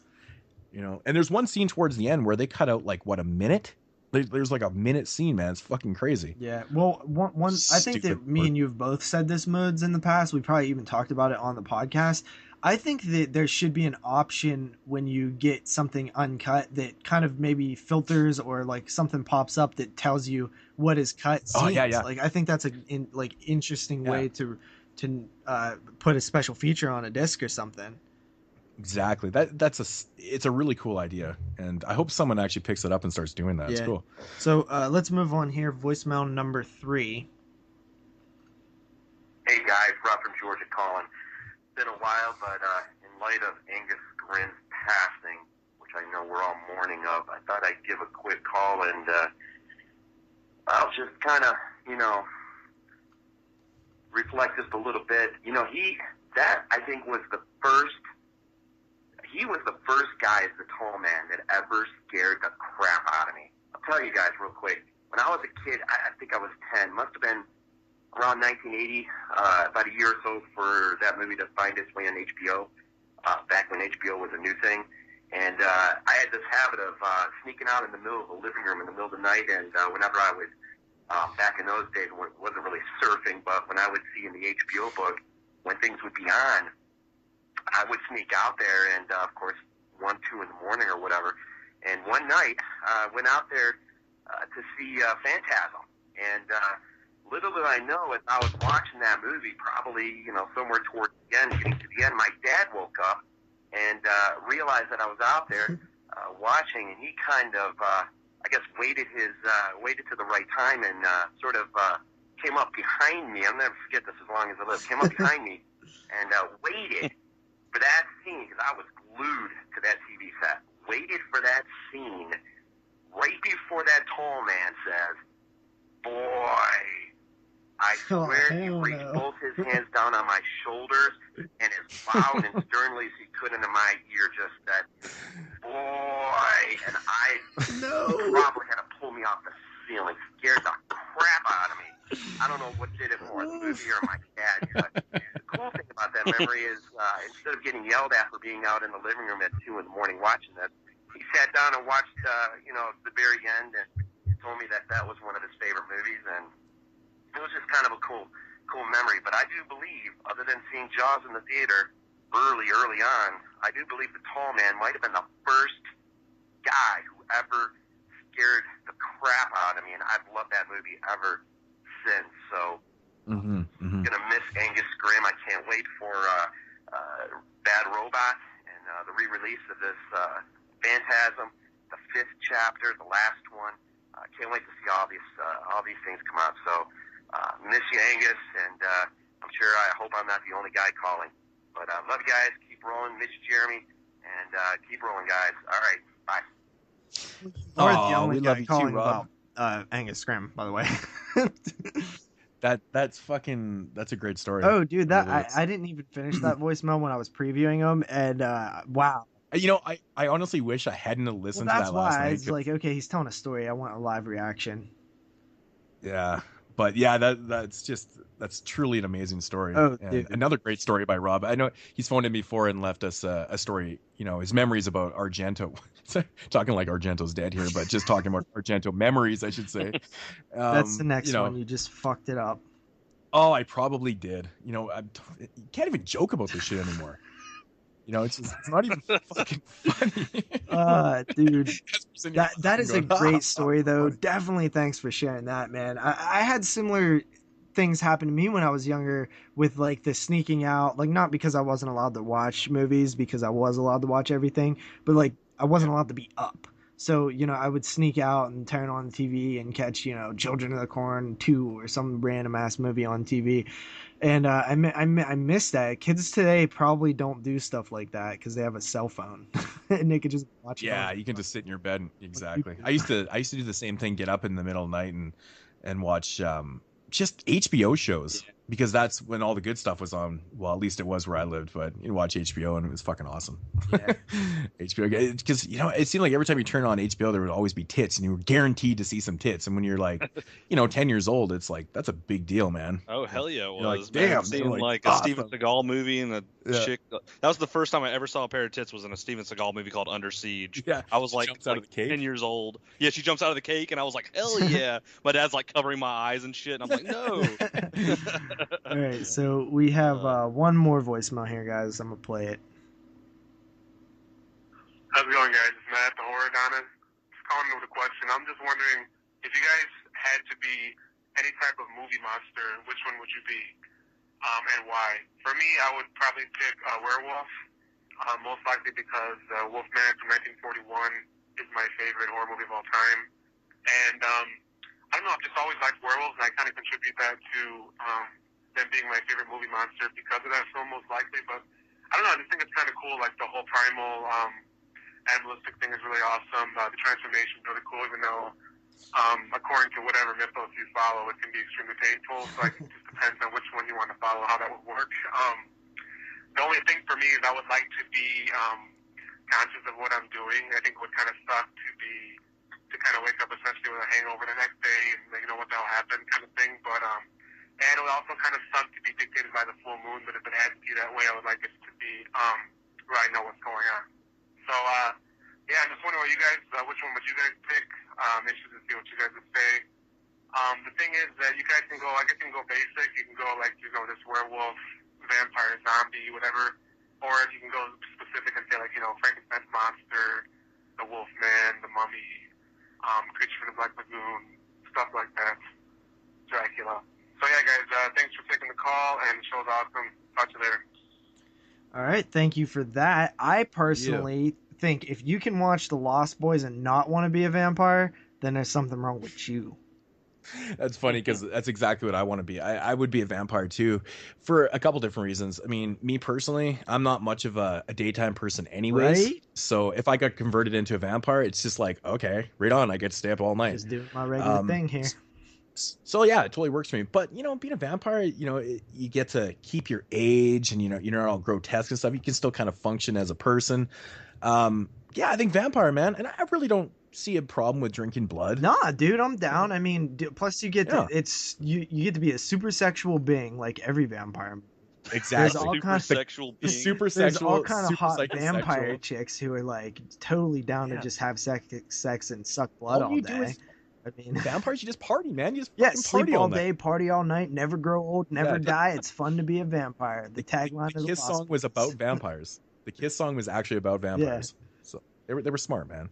But yeah, no, vampires, man. I don't werewolf exactly. I wouldn't want to wake up every day feeling like, oh, I got fucking hungover, fucking because that transformation takes a lot out of you, man. It's like you're drinking a fucking 40 of JD. Ugh. Every day, Jesus, no, thank you. But Kyle, no, what about you, Kyle? Dude, I would probably be. I don't really know what this monster is called. I mean, obviously there's vampires, but I'd probably be Godzilla, dude, or whatever the fuck that monster's called, because he can just chill in the water, dude, the motherfucker's swimming all the time, and then you can come out and just kill a bunch of people for no reason, and nobody gives a shit, and then they start shooting at him, and then I'll just go back in the water and start swimming around again, and say fuck it. Godzilla, yeah, Godzilla's like a huge dinosaur, almost lizard type. Lizard type. Yeah, I guess he's a lizard, I guess. I don't really know what they consider him monster-wise, but yeah, I'd definitely be like a Godzilla type monster.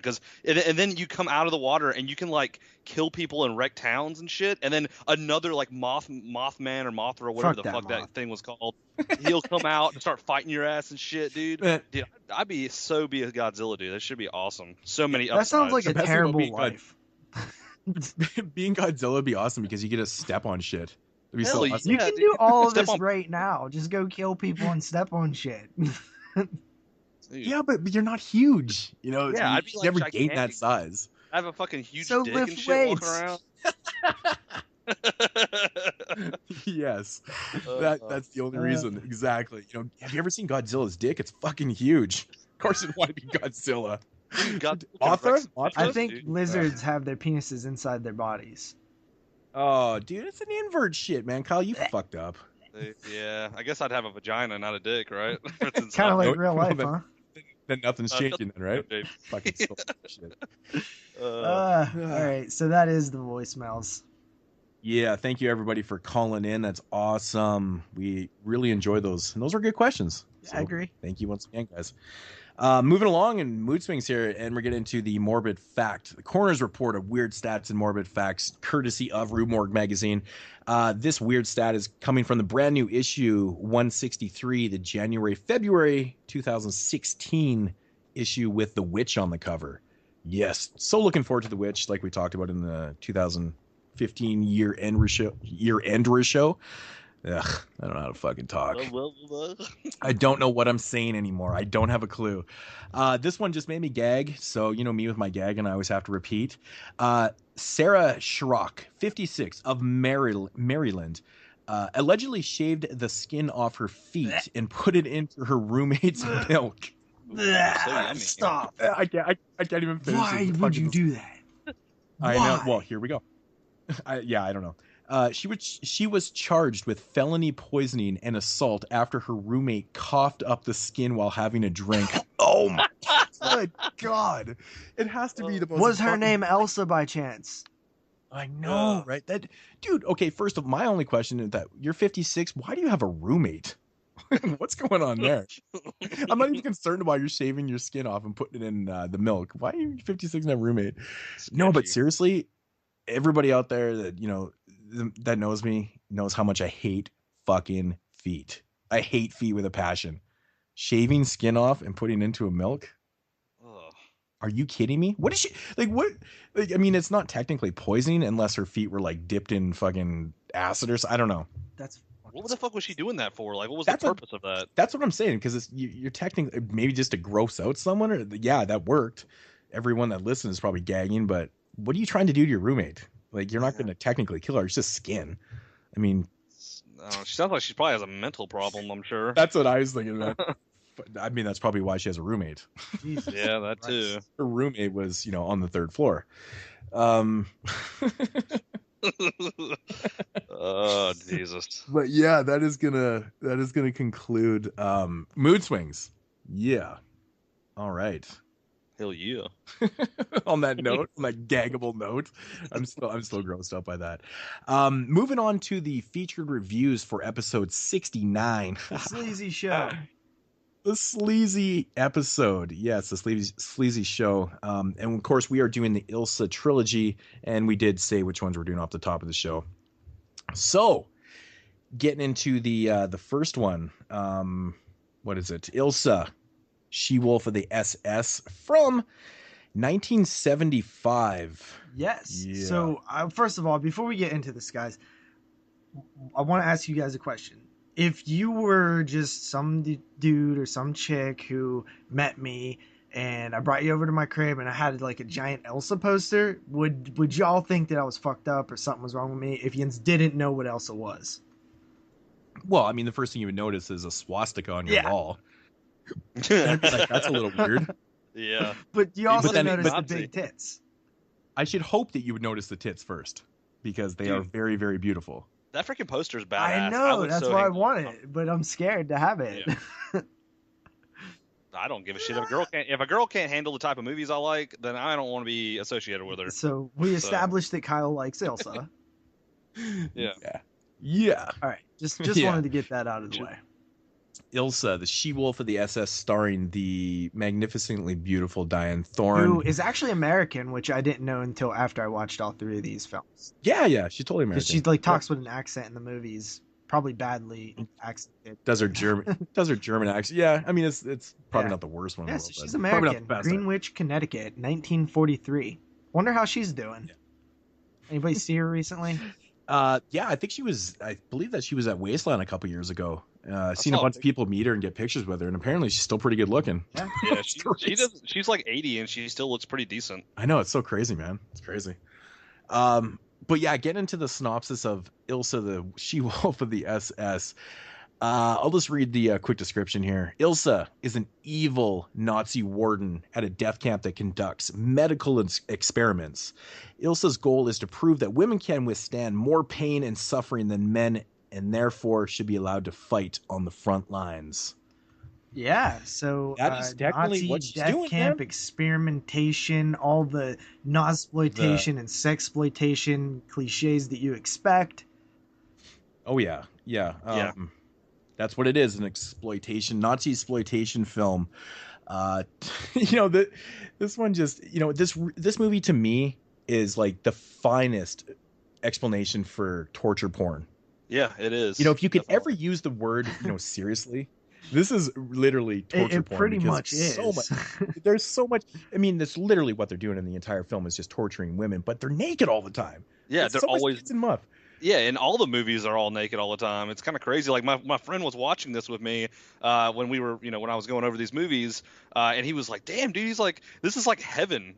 This is like nothing but women walking around with no tops on the entire fucking movie." It's like, I was like, "Yeah, man, it's just I've never seen anything like this shit before."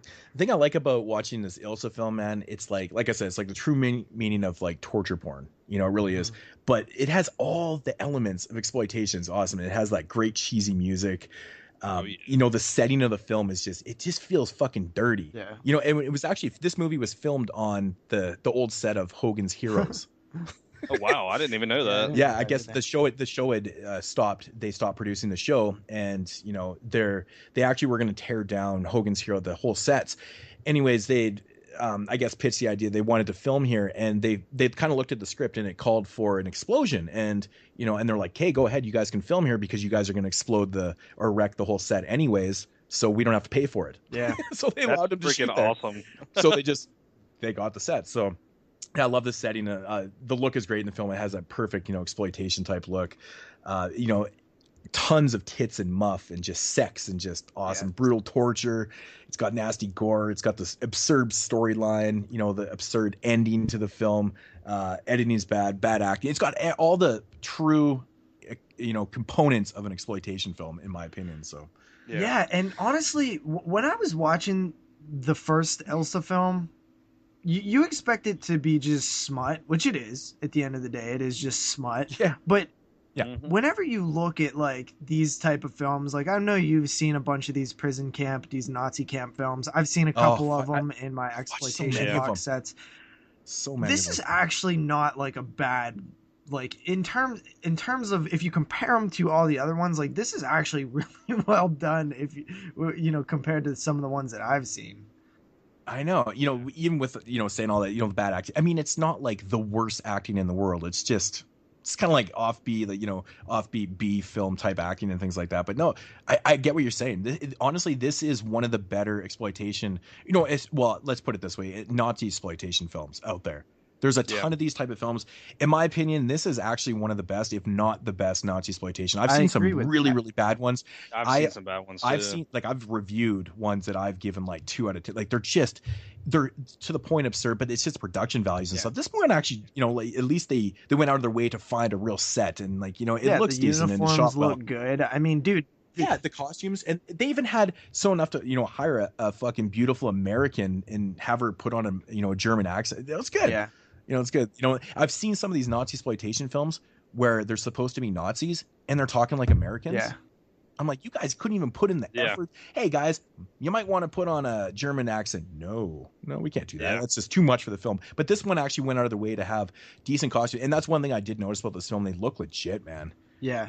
Yeah. The costumes are legit. It's pretty cool. Yeah, pretty much a lot of things. Just about everything about this movie was pretty legit. I mean, the costumes were pretty detailed, and you got Diane Thornton on there, and the way she's like talking and things like that, with that kind of like German accent. I mean, it's like all down at the end of the day. It's pretty solid for what they were trying to do. It was obviously, like you said, an exploitation film, and it's pretty solid. It hits pretty hard. Like I remember watching it, and I was like, wow, this is like the amount of torture and like gore and blood in this movie was like ridiculous. I was like, damn. Oh, I know. It's an evil movie for sure. Yeah. I mean, because this was literally based on, they even had the warning at the beginning of the film, this film was based on, those real Nazi experiments that they really did, to the Jews and things like that. So, I mean, the idea of this film is actually, true and stuff. Obviously the characters and things have been changed and stuff. But yeah, it's a hard film to watch because, just thinking on it, like this shit really happened. Maybe not this type of stuff. Yeah. Well, there was definitely no woman who was like leading the whole entire thing and just having sex there was definitely no women that were leading inmates or whatever. Yeah. They're definitely, it was basically just a big sex house. Yeah. A lot of sex and, naked fucking employees. Yeah. It's not happening, but, no, I enjoy this movie a lot. Like I love the opening scene, Diane Thorpe fucking, followed by that amazing shower scene. Things like that. I just love how sleazy this. It just gets to the point right away. Yeah. Like there's no fucking around in this film at all. It's great. It's great exploitation, and What's up with her tits, man? They're like insane. Like they're insanely like just big. They're I was not like, only when she big, took off her shirt the but first they're time, not all dude, they're pretty saggy freaking either. big. You know what I mean? Like Yeah, that's, they're like perky. yeah, they She's look got like like a these- boob job before there was boob jobs. Yeah, I know. I've always wanted to know, like, was there boob jobs back in those? I'm sure dude, there was. That has to be a It's boob not. job, dude. Those I are don't see how natural. even- You can look it up. Yeah, I think that she just has like an amazing set of tits. I think that's just what it is. Like, it's crazy. Yeah. But yeah, perfect casting though, right? You know, you want that sexy, sleazy Warden, you know, the leader of the Reich, and I think it was just great Oh casting. yeah, Pretty awesome stuff. absolutely. And she has like a commanding, because she's not like a super young girl either. She's like kind of like, I don't know how old she was in this film. She was about in her mid-30s, Okay, I think, so or she was late like 30s when she did it. milfy-ish, Yeah. and she was very commanding, and you know, you kind of buy that she could be in control of all this, even though you know in fact that it wouldn't happen like that. But in the realm of the movie, it's kind of plausible. At least feels natural. Yeah. You know, one thing I like about this film is it's just how brutal and nasty it really is. Like, they really do test your patience in this film with the tortures, because they switch it up like constantly. I mean, one scene they're ripping out nails to, you know, just burning women in hot water, and like they really do try a ton of different torture scenes. And the hot water they make one you feel is brutal, man. I got a flashback to like Halloween too. Yeah, man, it's like turn it up 5 degrees. And it's like, oh fuck, yeah, that'd be painful shit. But the toenails and like, oh, dude, like the fucking castration. the Dude, I'll tell you what. the what electric this dildo, reminded me the of- electric dildo. Yeah. This reminded me of, if like minus the Nazi like aspect to the movie, which is obviously the whole purpose of the movie, minus that, like the torture scenes, like it reminds me a lot of Hostel, like the way that they go in and torture like each of these people, and it like Hostel, like the new age horror movie like that, it tested your patience just as much as this did back in the 70s. Without the cost, Exactly. Exactly.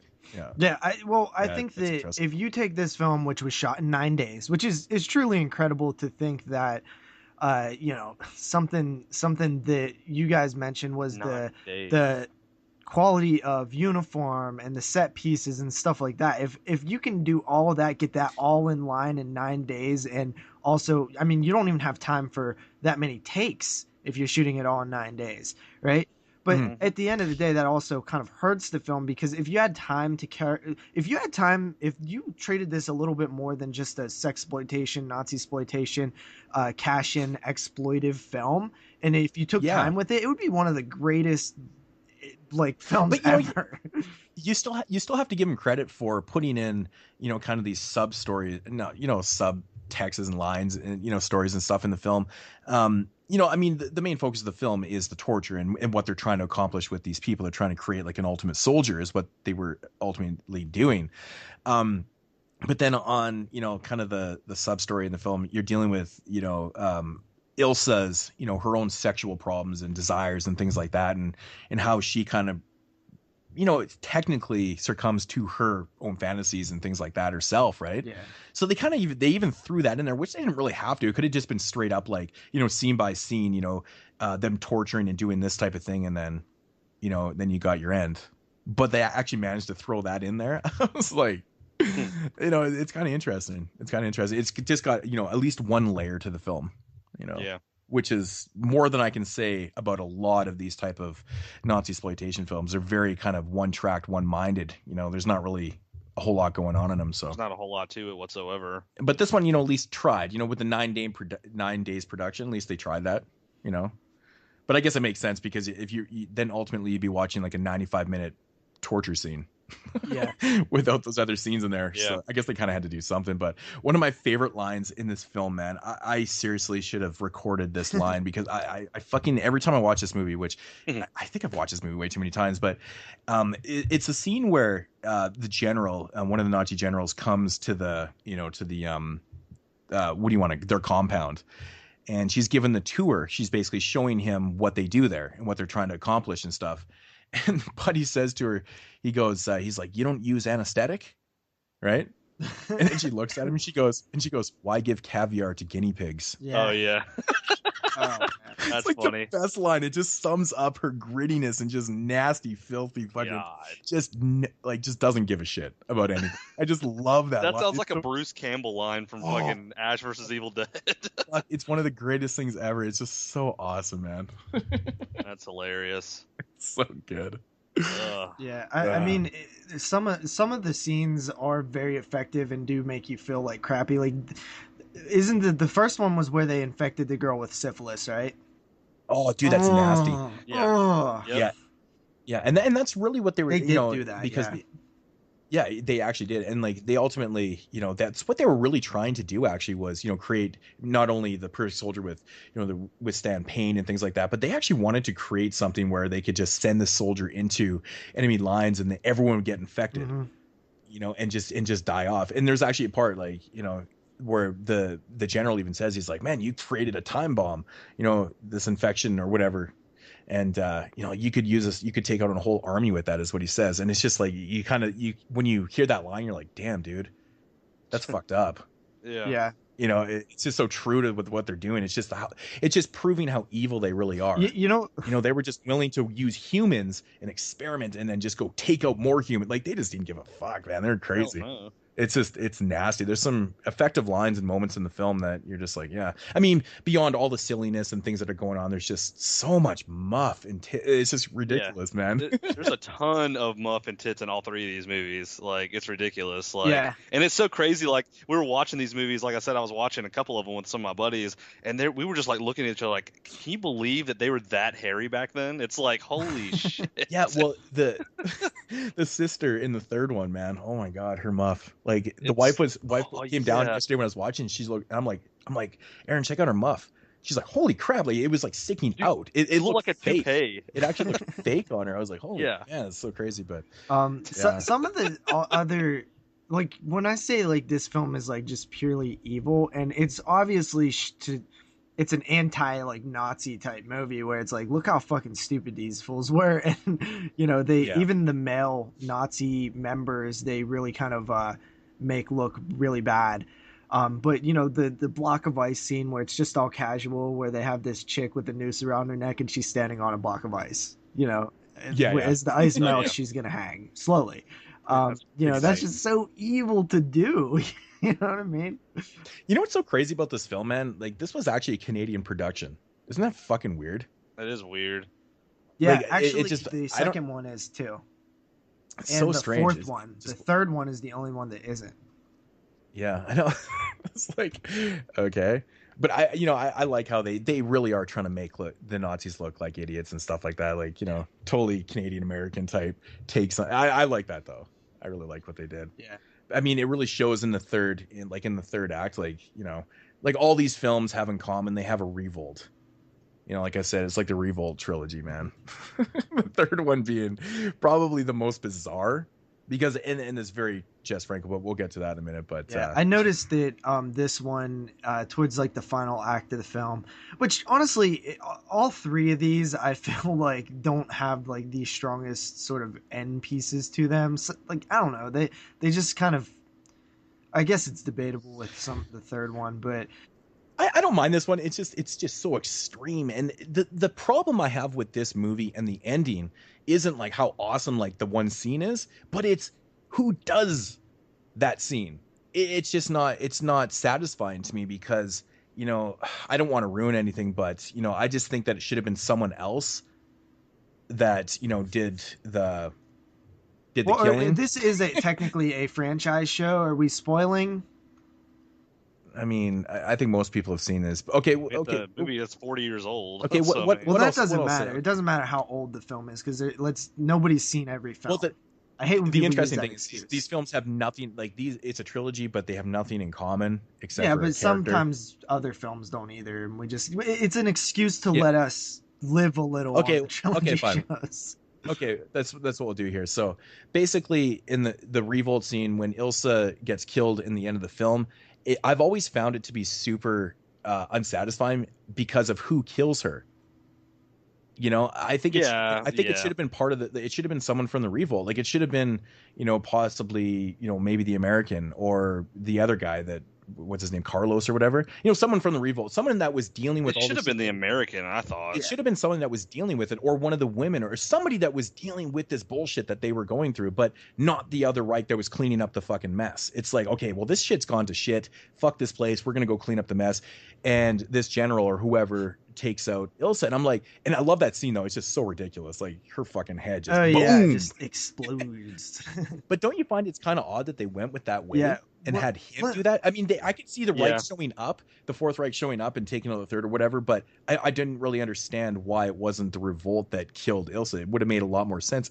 It would have been at least a little bit satisfying, considering this is supposed to be fuck the Nazis. Yeah. You don't want Nazis killing other Nazis. It's not satisfying, man. It's like, we understand. They used to do that all the time. You get out of line, boom, you're dead. So It didn't fucking matter. We knew that. But the revolt, this is what it's supposed to be, man. It's building up to this, and it's just kind of a letdown. And it's always going to bug me. So let me ask you this. What was the stuff that they was infecting the one girl with? Not the syphilis girl, but the other girl. I remember what that was. It was what was it? I'm not actually 100% sure. I can't remember. They said, I just can't remember. It started with like it was some T disease. or something. Like Yeah, T I know. or I know. Y or something. Yeah. But I don't know, like that. I feel that's what I'm talking about. Like when film feels rushed, is like there's certain things where I feel like if they had more time, they would have been able to really kind of let this stuff be more impactful, because it would be more like exposition and development and stuff like that, to where like you could have took a film that is like notorious and is like a classic in the world of exploitation, and it could have actually escalated the film into, or elevated the film into, sort of a regular classic, just by being a little bit touched up a little bit more, Yeah, I agree. I actually forgot to mention one of my favorite scenes in the film, that it's just it totally legitimizes the the Nazi aspect, or the German aspect of the film, is when Ilsa pisses on the general. Yeah, and that's kind of what I was talking about. Oh, with yeah. It's just so amazing that they actually threw that into the film. That was a weird fucking scene, by the way. I didn't like it. It is a strange scene. No, Yeah, it's so strange. It's like, okay, is she punishing, or is he liking the piss? Yeah, I think he was liking it, dude, because he was laying there like pretty much like having an orgasm as she was doing it. Yeah, I know. And basically, at the end of the day, you're like, Nazis were sick fucks. Yeah, man, they really were. And I mean, it sums it up very well in the film. Yeah. It's just kind of unsatisfying to me that, the revolts they should have got the revenge in it, man. They really should have. Yeah, well, the dude, how about this when we're introduced to the dude? He's like, back in high school or middle school when I hit puberty, I learned something very interesting about myself.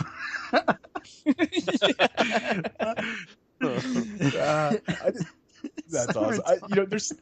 There's so many scenes in this film I just love, man. Like when they're torturing stuff, you look in the background, like how like filthy and bloody everything is, man. It's just like they were going to town in the set, because they knew they didn't have to clean the set up, man. They were blowing up the shit anyway, so they just went all out. Like there's blood everywhere. I just love that. It's just fucking nasty. Some guy just came into the room, just threw fake blood everywhere. It was It's exactly what they did. Buckets of blood. Dude, this is funny. I like pulled up something on a message board here about that urinating scene, and this person asked a question. This question's hilarious. It says, "Hi, can somebody please explain the scene where Ilsa urinates on the higher ranked officer for me? I can't get it. He thinks Ilsa is a blonde goddess, then ask her to urinate?" ? Nobody understands. They're like, "What the fuck?" Well, like, it's obviously because it's to show that like, because he's a male and the woman is dominating them, that Nazis were kind of pussies. Yeah. That's kind of what they're saying at the end of the day. A little bit. And the simple fact that the Germans kind of, that's what they did. They like peeing on themselves, man. You see all that German piss porn? I think they like to do that, man. I think it's just like part of their culture. So I don't know. Yeah. Was but it is odd that it's always associated with German. It's like, oh, what was the reaction that Ilsa was having? Like, was she like ashamed, or like she felt like terrible that guy was like such a bitch? Like, what was it? I don't know, man. It's an odd scene. It really is odd. Like I never really. She looked disgusted by him. Like that's in a what way. It was. Like she was like disgusted by the fact that like the maybe man he asked to get pissed on. Yeah, us? I don't know. Yeah. It was kind of a weird how that played out, but it's kind of weird. Jesus. Yeah, that's a really odd scene. I don't know what to say about that. Do you know if Ilsa was on the video nasties list? I can't remember. Yeah, I think it was, wasn't it? No. No. Some reason It was probably. yeah, these movies totally bypassed on there somehow. I can't remember if Ilsa was on the Section 3 list. I'd have to relook at the list because there's a ton of films that were, not prosecuted or banned or whatever, but they were considered almost nasties. That's a Section 3 list or whatever. But yeah, there's a ton. I can't remember if this is on there. If it's not, I couldn't find anything. I mean, but there is quite a few films that didn't make any of those lists, and I'm actually quite surprised. But then again, it was the stupid cops just, confiscating things based on names and stuff. So Yeah. That's true. Well, I mean, look at the poster though. but yeah, exactly. Who knows why this didn't make it? Well, it might have made one of the third list or whatever. We don't really know. I can't quite remember. But one thing that I noticed was during the big outbreak, and I've always kind of been fascinated with World War II, and I noticed that the weapon that the Germans have is actually a Browning machine gun, which is the American machine gun. The MG2 is the German machine gun, and it's known as Hitler's buzzsaw. So yeah. So they didn't have that right. Botched that a little bit. Yeah. These films are just screaming for a Blu-ray box set. By the way. I know, man. Yeah, I want to watch my torture and boobs and vagina in HD. Damn it. With all that said, man, this movie it's just fun, man. It's insane to watch, because it's done in 75, and I think the effects and stuff were pretty good. The music it gets in my fucking head too, man. There's something about the music in this film. It totally gets stuck in my head. I don't know what it is, but that's something I actually wrote down when I watched the movie. I was like, the soundtrack is pretty awesome for this. It's fits perfectly with the movie. It does, right? It totally does. I don't know. There's just a lot of elements of that I think they did right in this one. I mean, it's definitely as cult as you can get. Yeah. And like I said before, I think it's one of the best Nazi exploitation films out there. It's best made, anyways. I definitely think it's the most notable, best made. All those other things that you can say about it, I would agree with. It is quite surprising, the third act in this film, how action it gets. Yeah. Considering the budget and they did it so quick, they put in a little bit of work. I bet you that was probably half the days of shooting was just that third act. Yeah. Or not even the full third act, but just that whole scene, kind of thing. But I think it looked pretty good when they blew up the building, and it's cool, man. It's fun. Yeah, it's a fun movie. Yeah. So ratings. Okay, I'll go first on this one. I've rated this film before, and although I think I might have enjoyed it or liked it a little bit better, I think I'm gonna chill with my same rating, and that is a 7 out of 10. Yeah. Yeah, I'm pretty much the exact same. I give this one a 7.5. I just, I think that's what it pretty much is for me. 7.5 out of 10. And, that's saying a lot of how bad some of these Nazi exploitation films really are. I'm like, this is the best one. Oh yeah. Because most of those films, I mean, the one you talked about, the one that I've talked about, they are just god awful. Not only that is most of those transfers are fucking terrible, man. Terrible. Yeah. Yeah. What have you, Kyle? Yeah, I actually, it's kind of funny that you said 7 out. That's exactly what I rated, was a 7 out of 10. I mean, for me, I don't. This movie appears on a lot of, and I watch a lot of considered disturbing or kind of weird movies. It appears on a lot of those lists, for being disturbing for a lot of the torture scenes. And it's very, the movie itself is very controversial in the fact that it's a Nazi exploitation film. I thought it was a blast. I just had a fun time watching. I thought it was funny, and the fact that the actual torture scenes were pretty legit.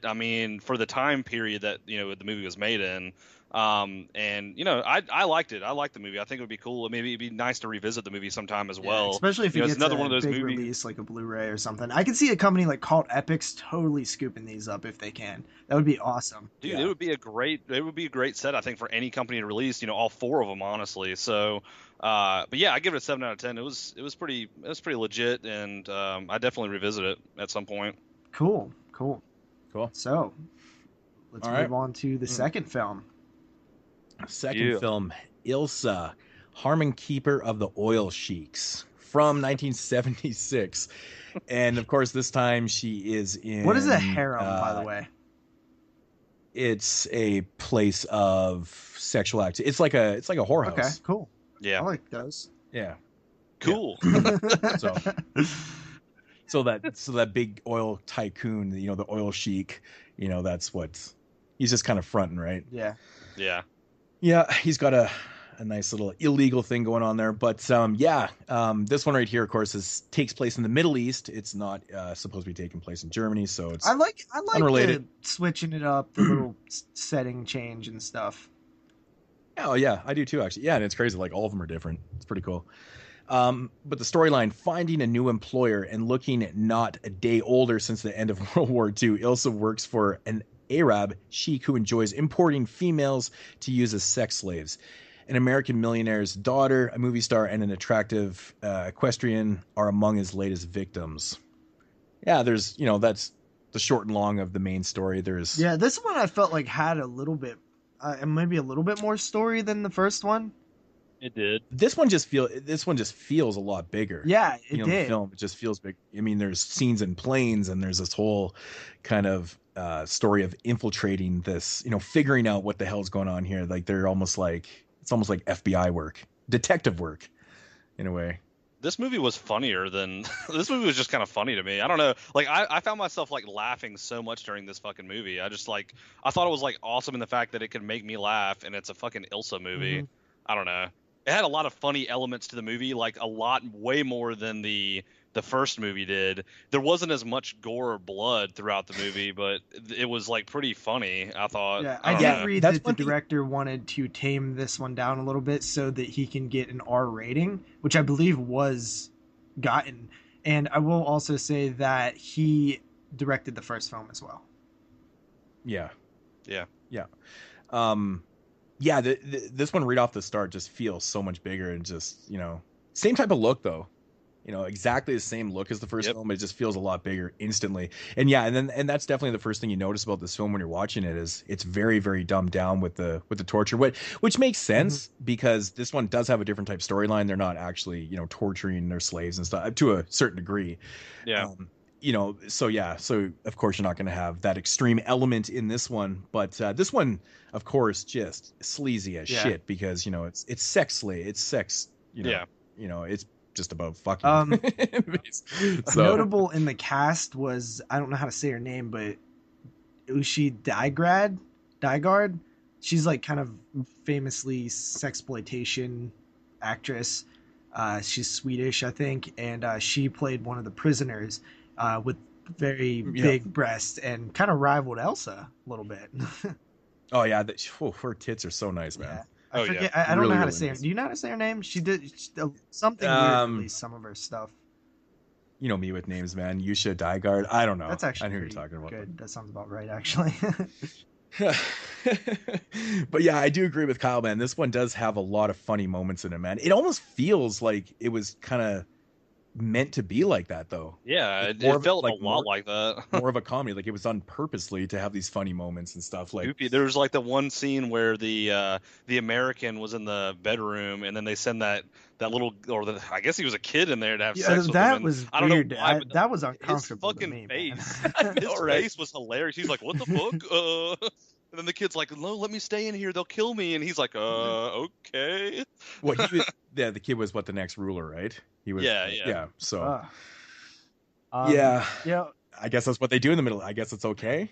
Yeah, I guess so. I don't know. I thought that this one went by way faster than the other two, because I believe they all have the same running time. This one just flew by for me. Relatively. What's funny that you said that the other day whenever we were actually talking about this movie, and I remember I started this movie, and I started it, and me and my buddy watched it, and we were drinking some beers and stuff watching it, and I was like, dude, the movie I paused it so I can go take a piss. It only had like 10 minutes left. I was like, damn, dude, that movie was wasn't felt like it just flew by. That's exactly how I felt, dude. Like I looked at the time and I was like, holy shit, it's almost over.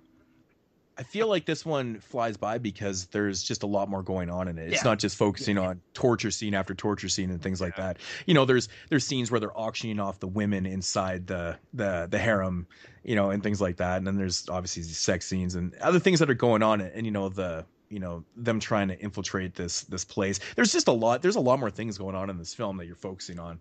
It's actually quite crazy that they did that. Yeah, dude, one of the there's a scene in the film where they're like getting some of the girls with flaws ready to kind of auction off, right?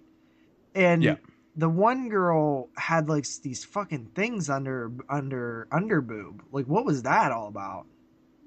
Do you know what that was? No idea. Was it like an STD? No idea. I feel like a fucking you talking about like that? She was infected. They almost looked like breast implant scars. Yeah. Do you know what that was? She had some type of disease or whatever. And they're like, we're just gonna, cover that up. Yeah, exactly. Because they say it'll be too late once he notices or something like that. And I was like, that is messed up. They like, it was funny as fuck because like that was like one of the things that like we were laughing about is like they're like, oh, we'll just take care of that. It's like they take some white caulk or like paint and they just paint over it. I know, right? Like you could so tell that shit's still there. Like what the fuck? That's totally like adding to the comedic element to it, and that's what he did. That's what the director purposely did, man. Took all that blood and gore, just put in the comedy elements to dumb it down, and I think it worked perfectly. Actually, there's a lot of funny moments in this film, like right off the start where Ilsa, she's basically taking inventory of the girls' stuff or whatever. She's got like this clipboard, and they're in like the warehouse, and like the tricked out boxes that they're sending these women in. I started laughing so hard. It's so funny. They're all like nicely padded inside, and I saw that. It's hilarious. But it's adding to the joke, right? They're just totally exploiting the shit out of it. They're like taking pride in what they're doing. They're not just coming chained up and like they're not kidnapping them all shitty and stuff, but they're putting them in these nice comfort zones. Yeah. And what about that one that they got all like fat? That was weird.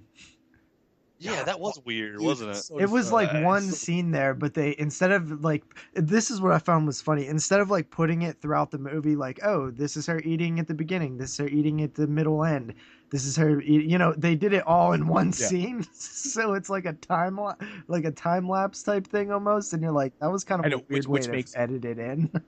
I know, but it makes absolutely no sense, right? Because it's still like in the same day. Yeah.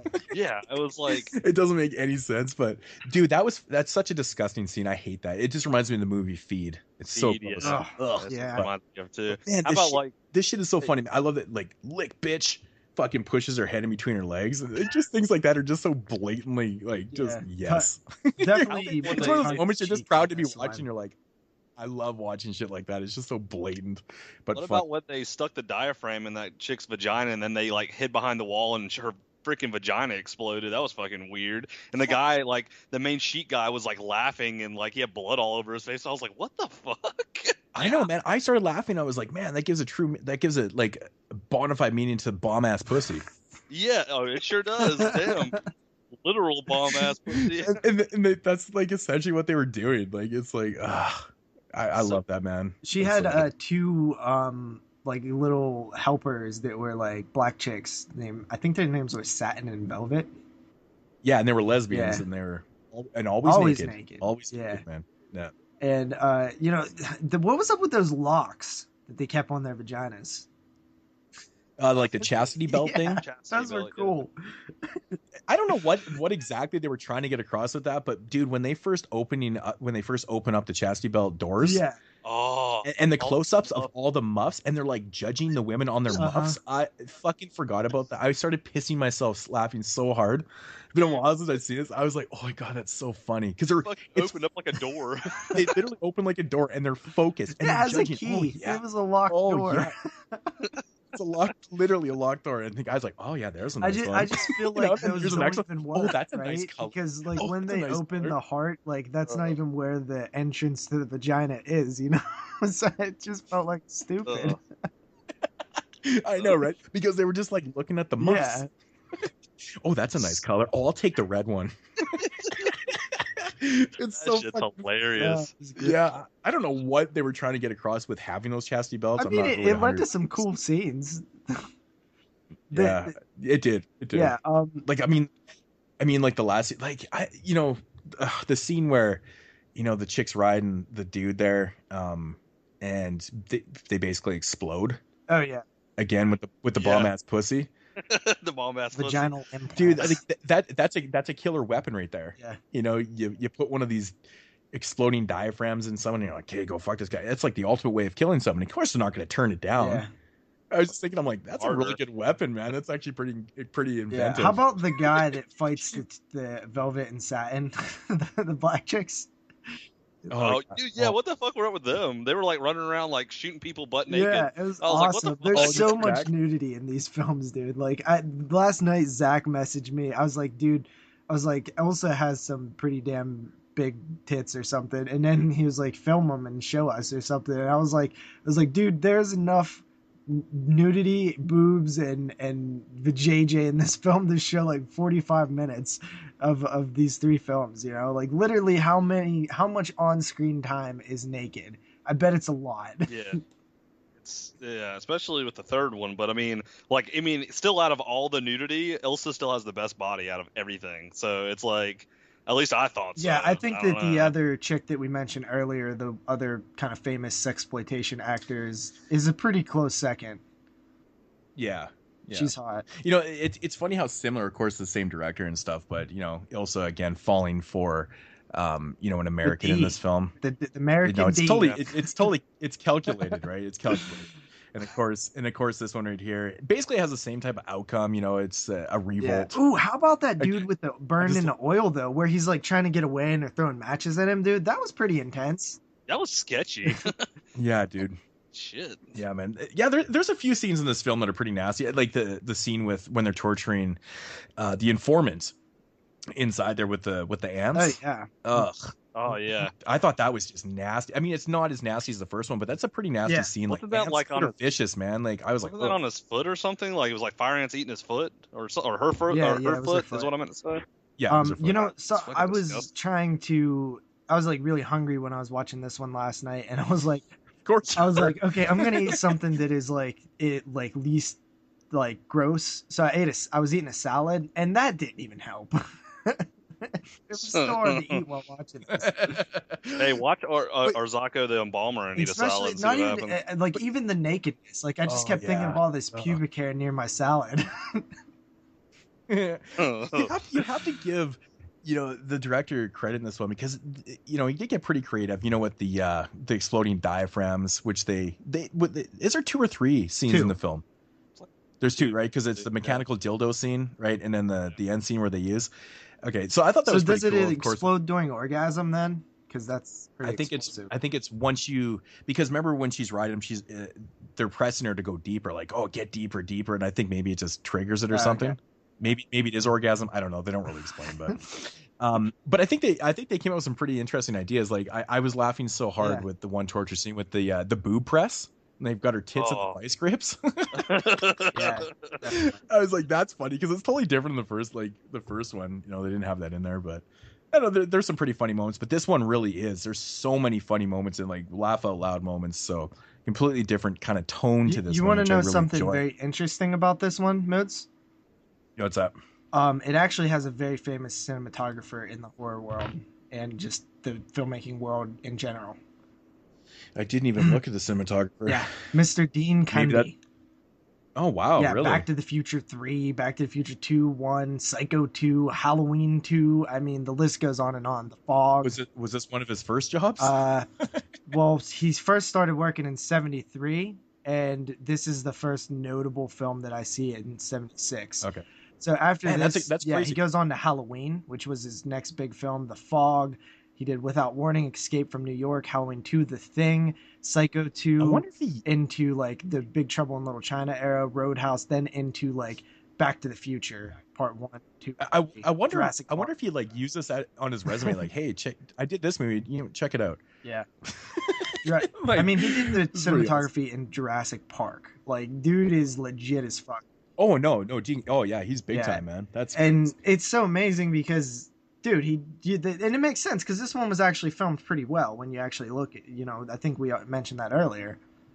Yeah, it's definitely filmed the best out of all the films, and it definitely looks the biggest too. And you know, this one kind of crazy. Dean Cundy, man, on an Elsa film.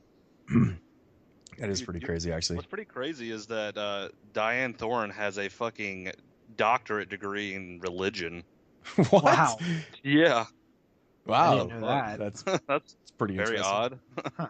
You know, one scene in this film that really it's kind of subtle, maybe not that subtle, but when they're hammering out that one chick's teeth, you know, with the chisel, and like I just like the way the scene ends because like you see teeth falling on the ground, and then it kind of pans back, and then you see about 4 or 5 people just standing around going, and then it just cuts to the next scene.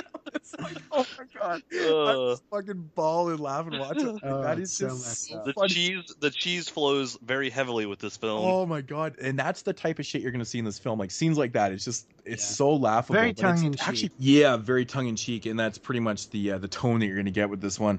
Like I said, I give him lots of credit for, you know, going out of the way to have a pretty extreme storyline in a very kind of tongue in cheek film. It's pretty funny. I don't know. What are your guys' overall thoughts on this one? Yeah, I liked it. I think that it's a little bit better than the first one, or maybe more entertaining, maybe. But well, it's better made too. I don't know. I don't know if I like it more or if it's really better. I'm not sure. I agree with that. I think this is a way better shot film. It looks better. You know, it's got more story to it and things like that. I think it's a little less entertaining because, I mean, when I think about Nazi exploitation, I don't think about, you know, comedy. Even though all these films are technically funny, maybe not by choice. Yeah. But this one's really trying to be funny at times. Yeah, but this one's also not Nazi exploitation. Yeah, I guess it's not. It's considered a sexploitation movie, is what it says. I guess, you know, the first Ilsa film, Nazi sexploitation, it still falls into that category. Yeah. But I guess it does make a little more sense. But I don't know, man. I still find it very entertaining, and the whole end scene, like, it's just, I have to say, the third act in this film with the revolt is fucking hilarious, man. There's so many on-screen deaths in this film. Like, I don't know if you guys noticed, but everybody dies. Like, everybody dies, like, and it's on screen, like whether they're being shot, and which is funny too because you'll see people get shot in the chest and there's no bullet holes. There's scenes like that, like that's just how ridiculous the film is. But the third act is funny because like everyone dies and it's just over the top ridiculous, and of course you have this this very heart-filled moment where the lesbian's partner gets killed and then she's consoling her dead body and then she gets shot and you're just like, yeah, the choreography gets really crappy in this one now. Yeah, I kind of feel like, you know, it's that scene where they're standing around watching or laughing about the girl's teeth on the ground. Because I found myself laughing at that part going, she's consoling and then she dies. You're like, I like how they roasted Ilsa at the end. That little kid roasted Ilsa. Yeah. I was like, yeah, you just got roasted, bitch. I know, right? So you want to get into ratings? Yeah. You go first on this one. I'll go first. Why not? Yeah, I mean, for all the reasons I said before, I think this movie is probably better made, things like that. Just not as entertaining to me. You know, it has its moments. It's pretty funny. But I'm going to go with a 6.5 out of 10 on this one. Yeah, I prefer the first one just for the... Maybe it is the gore factor. Maybe I don't know what it is. I don't know. But I think for me, it was definitely the gore factor, I guess. I mean, I pretty much agree with everything you said. It was definitely a better made film, and it had, you know, a lot more stuff going on in it, and there was a little bit more storyline to it. But at the same time, and at the end of the day, it wasn't very, like, when you go into a movie like this, you're kind of expecting to be kind of like shocked a little bit more. And I guess for this I was like laughing more than being shocked at all.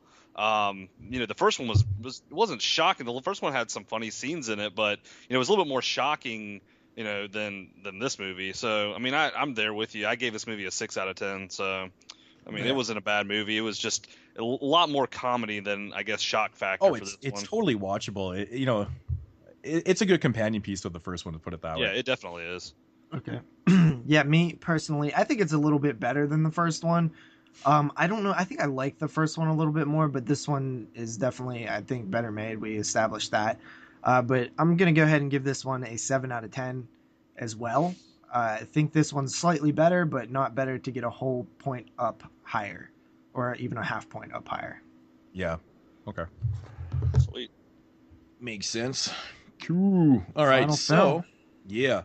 Moving into 1977, and I gave a little brief history of this one with Jess Franco filming this one and how Ilsa, you know, it was being developed as a film. Yeah, it was actually called Wanda, the Wicked Warden at first. Yeah, and then they somehow got Diane Thorne on the film, so they just turned it into an Ilsa film, which makes sense, and it fits the whole trilogy here. Yeah, and it is also known on IMDb as Wanda the Wicked Warden on here, but it's titled Ilsa the Wicked Warden, of course, 1977. And yeah, so getting into the synopsis of this one, Ilsa, and this one right here takes place in South America. Yeah, so, I believe so. We're covering all places in the world. South America. Ilsa, now a vicious warden, runs a mental hospital for young women. A girl deliberately checks into the hospital to find out what happened to her sister who stayed there. Meanwhile, Ilsa and one of the guards are forcing inmates to have sex with male prisoners, filming them and selling it as porno flicks. Yeah. So great. And, yeah. It's a little messy in plot. Like your description is like cleaner than the actual plot. Well, that's very typical Jess Franco. He's not the greatest storyteller. He relies a lot on sleaze and visuals, and as you can tell, I mean, I don't think there's a scene in this film that doesn't have tits and muff in it. They're literally maybe the so scenes. Much tits. Actually, oddly enough, I think maybe a couple of the scenes that Jess Franco himself is actually in the film as the doctor.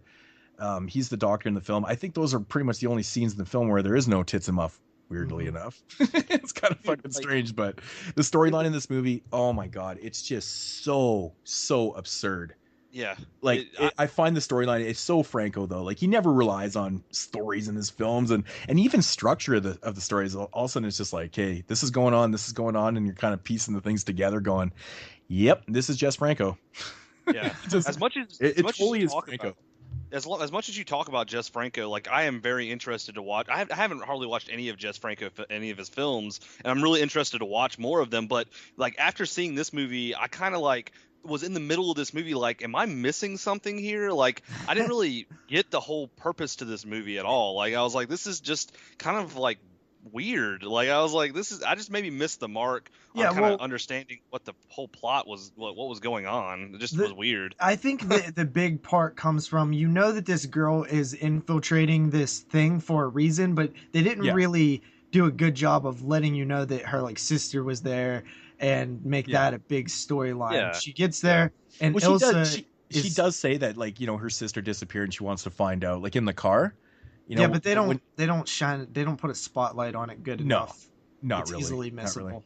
Well, there's so many things going on because the focus turns away from her storyline so instantly, just to, like, the prisoners and their sexual acts, and with the porno film, which is very subtle in the film too. Like, there's scenes where I filmed this orgy and here it is, and it just kind of cuts to that and stuff, and it's a messy made film. There's a lot of different stories that are going on in the film, but it's just they don't focus a lot on each of them, which is strange because there's a lot of scenes with just random sex and not random sex, but things that are going on. This is pretty much what can kind of sum it up. This is one of my favorite quotes. I had to record this, so I'm going to play this right now. Okay. Oh, maybe he doesn't want to play. Maybe he just doesn't want to play right now. This is innovative shit on the 22 Shots podcast, guys. Yeah. Now you know how I feel when I'm trying to play the voicemails, and you're like, "You dumb shit, you didn't even play it," and then I have to put an edit in. I will say this while we're waiting on Moodz, is that I just found this is apparently the entire Ilsa series is associated with the Video Nasties list somehow. Okay. They had to all be edited for release in certain territories. So we kind of were talking about that earlier. So I just thought I saw that on here. I thought I'd say that. Cool. Gotcha. So this one, honestly, like, it's a messy film, and it's like, I don't really get what Ilsa. I mean, the porno subplot is there, but is she involved in that? Does she know that that's happening? Yeah, she knows that it's going on. Oh. She's bad shit. She's just, and she's evil in the film too, right? Mm-hmm. She knows that it's going on. But that's the thing; they don't really focus on it. But there is scenes in the film that do kind of showcase it. She knows what's going on. She's just evil. She's just like but I feel like she doesn't really care that much about that. She's just having fun with her own thrills. Oh yeah. Okay, here we go. Okay, so we got the clip. I wasn't always a girl. I had a very big cock. Imagine. But I wanted to be a real woman. I had an operation to cut my cock and my balls. I believe it really worked. But Didn't I send that clip to you guys? No, I was watching the film and I had to record it. I was like, oh my god. And that's pretty much what you're gonna get in this Franco film is shit like that. Like there's one of the characters was apparently a guy before and cut off the cock and balls, but you know, I like so Snapchatted that scene yesterday when I watched the movie. Like I Snapchatted on my feed. It was hilarious. Yeah, that was a highlight for me because I laughed at that. I laugh. It's so funny too because she goes on to explain that, you know, that she's still into women because all men are evil and things like that. I just love that.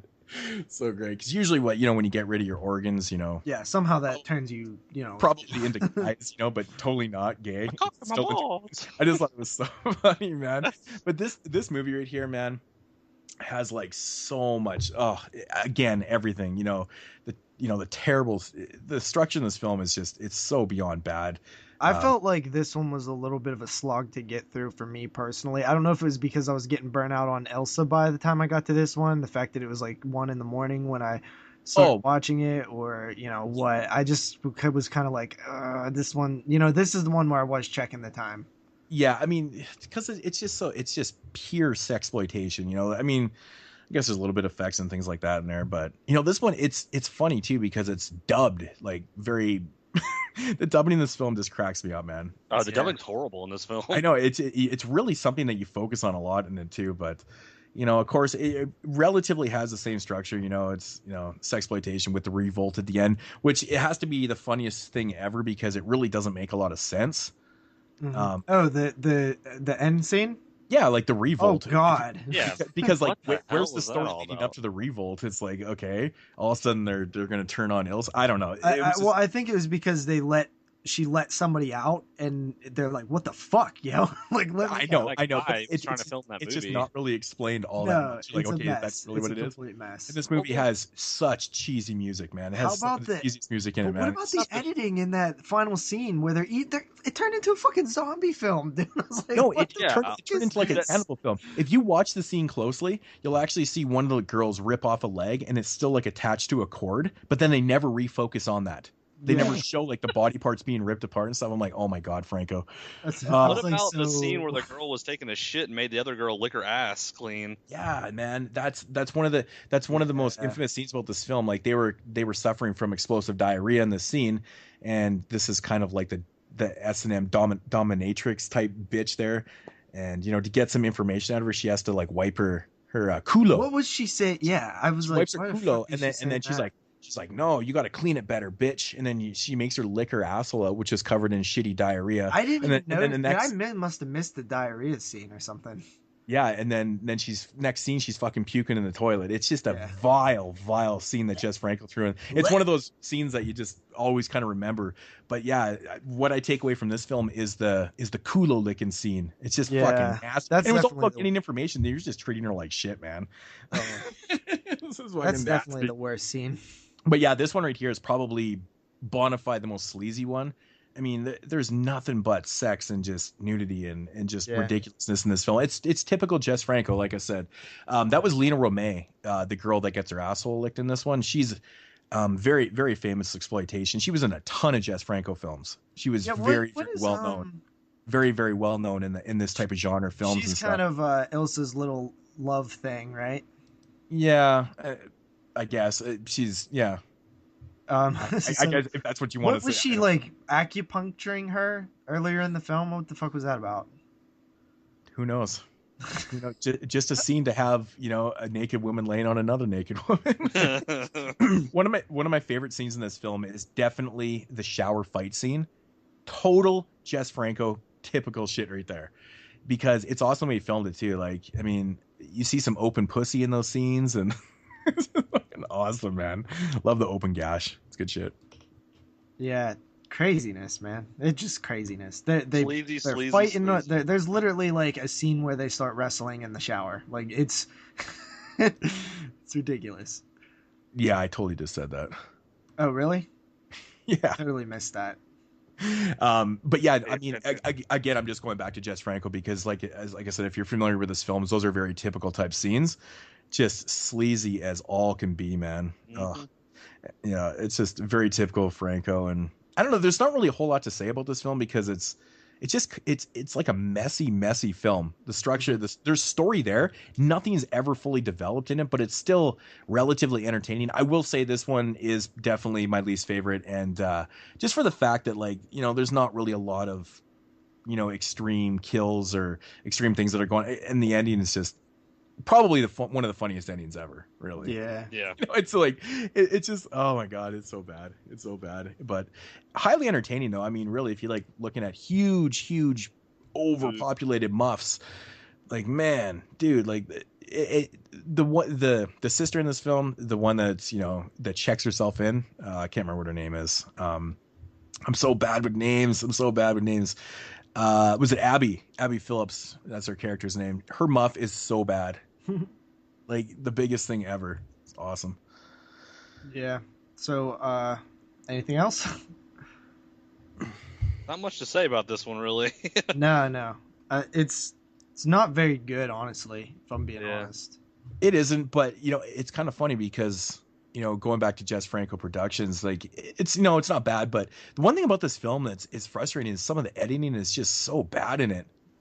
Like it just the editing is so shitty, which is very reminiscent of Franco films in general. But yeah, anything else? Ratings? I'm down. You want me to go first this time? Sure.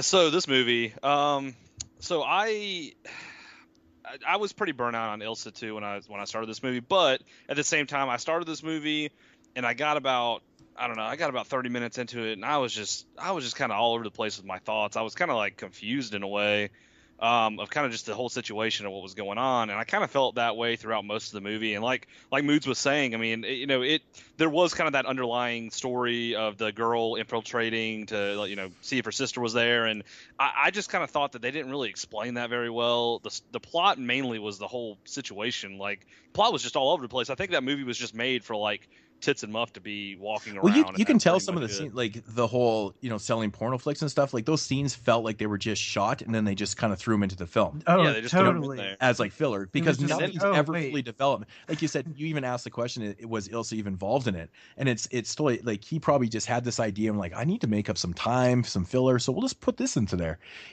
because it's perfect, because you can have an orgy scene out of context in a film, but then why not just throw it into this sub story? Oh, we're selling porno flicks. So you have this interview where this guy's buying some porno flicks in this nice little totally fills setting. Out of place as well. Exactly, and that's what I'm saying. Like he probably shot these and like, okay, this is what we're gonna do.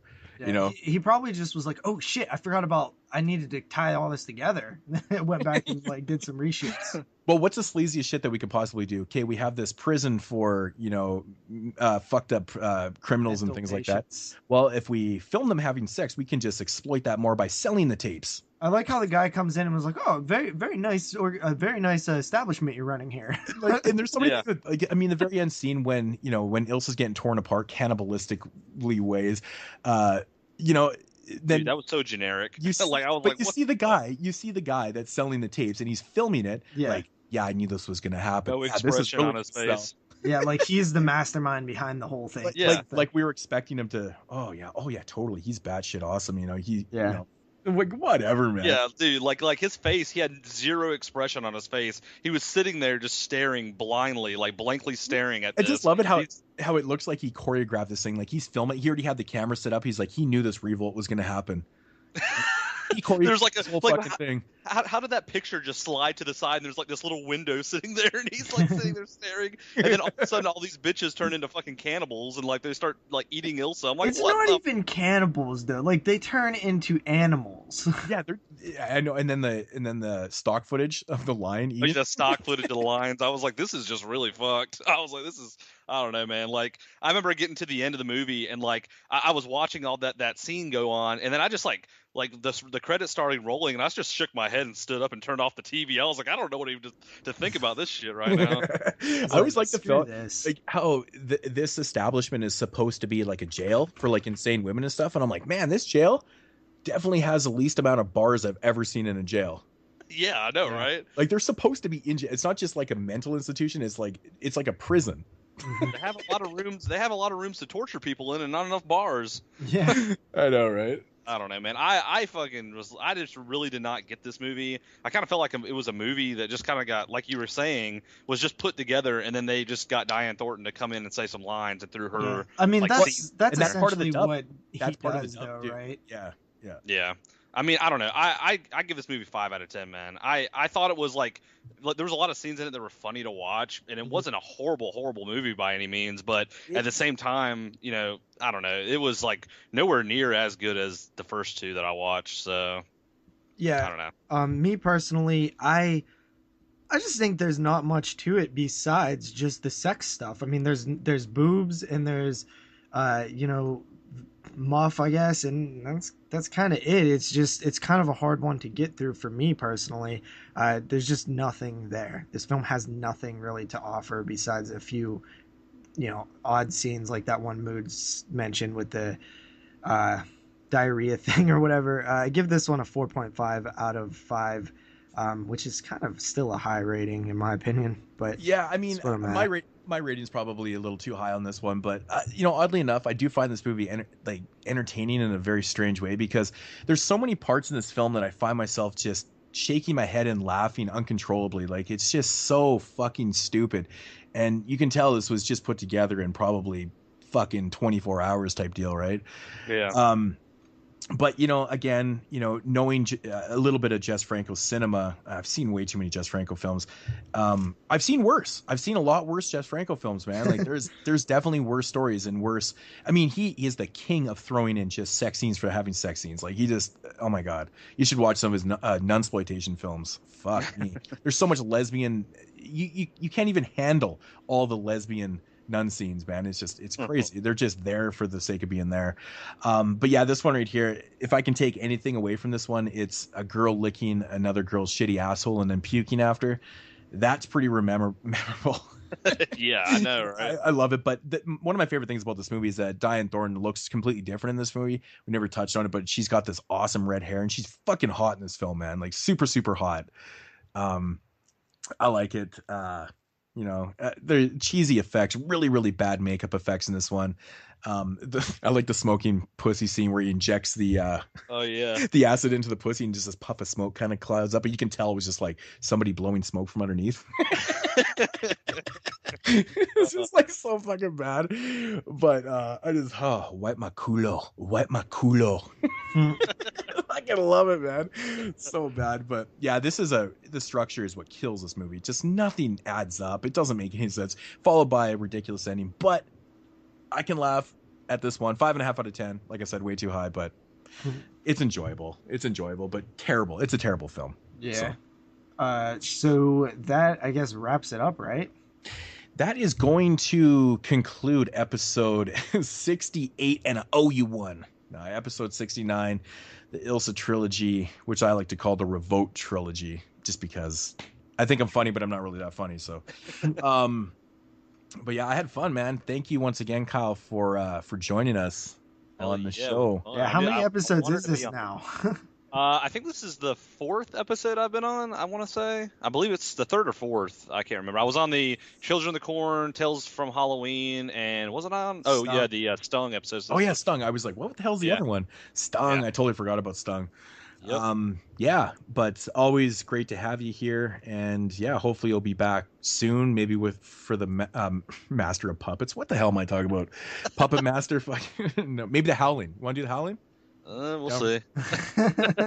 It doesn't have to be. It doesn't have to be a franchise. Yeah, we have plenty more episodes planned. I want to do the. Well, I don't want to say like anything that's coming out that you guys are doing, but there's one coming up that I would like to be on. So we'll see about it. We'll talk behind the scenes. We'll let people know.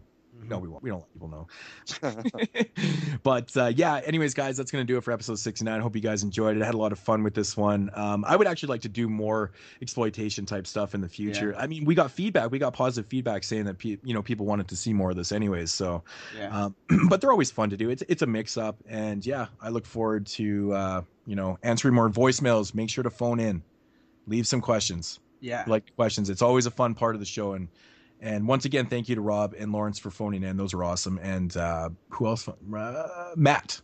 Yeah, Matt. Look at me remembering 3 names. I can't remember names. But anyways, guys, that's going to do it. JP, take us out. All right. So there are many important things that you guys need to know. one, we will be back next week. Two, you can find out all the great stuff on 22 Shots of Moodz and Horror Facebook group page. If you want to leave us a voicemail, 724-426-6665. And check us out on Horrorphilia, our YouTube channels. That's Moodz616. That's the Horrorphile. I am Double Shot J, and we're out. See you guys next week. Peace.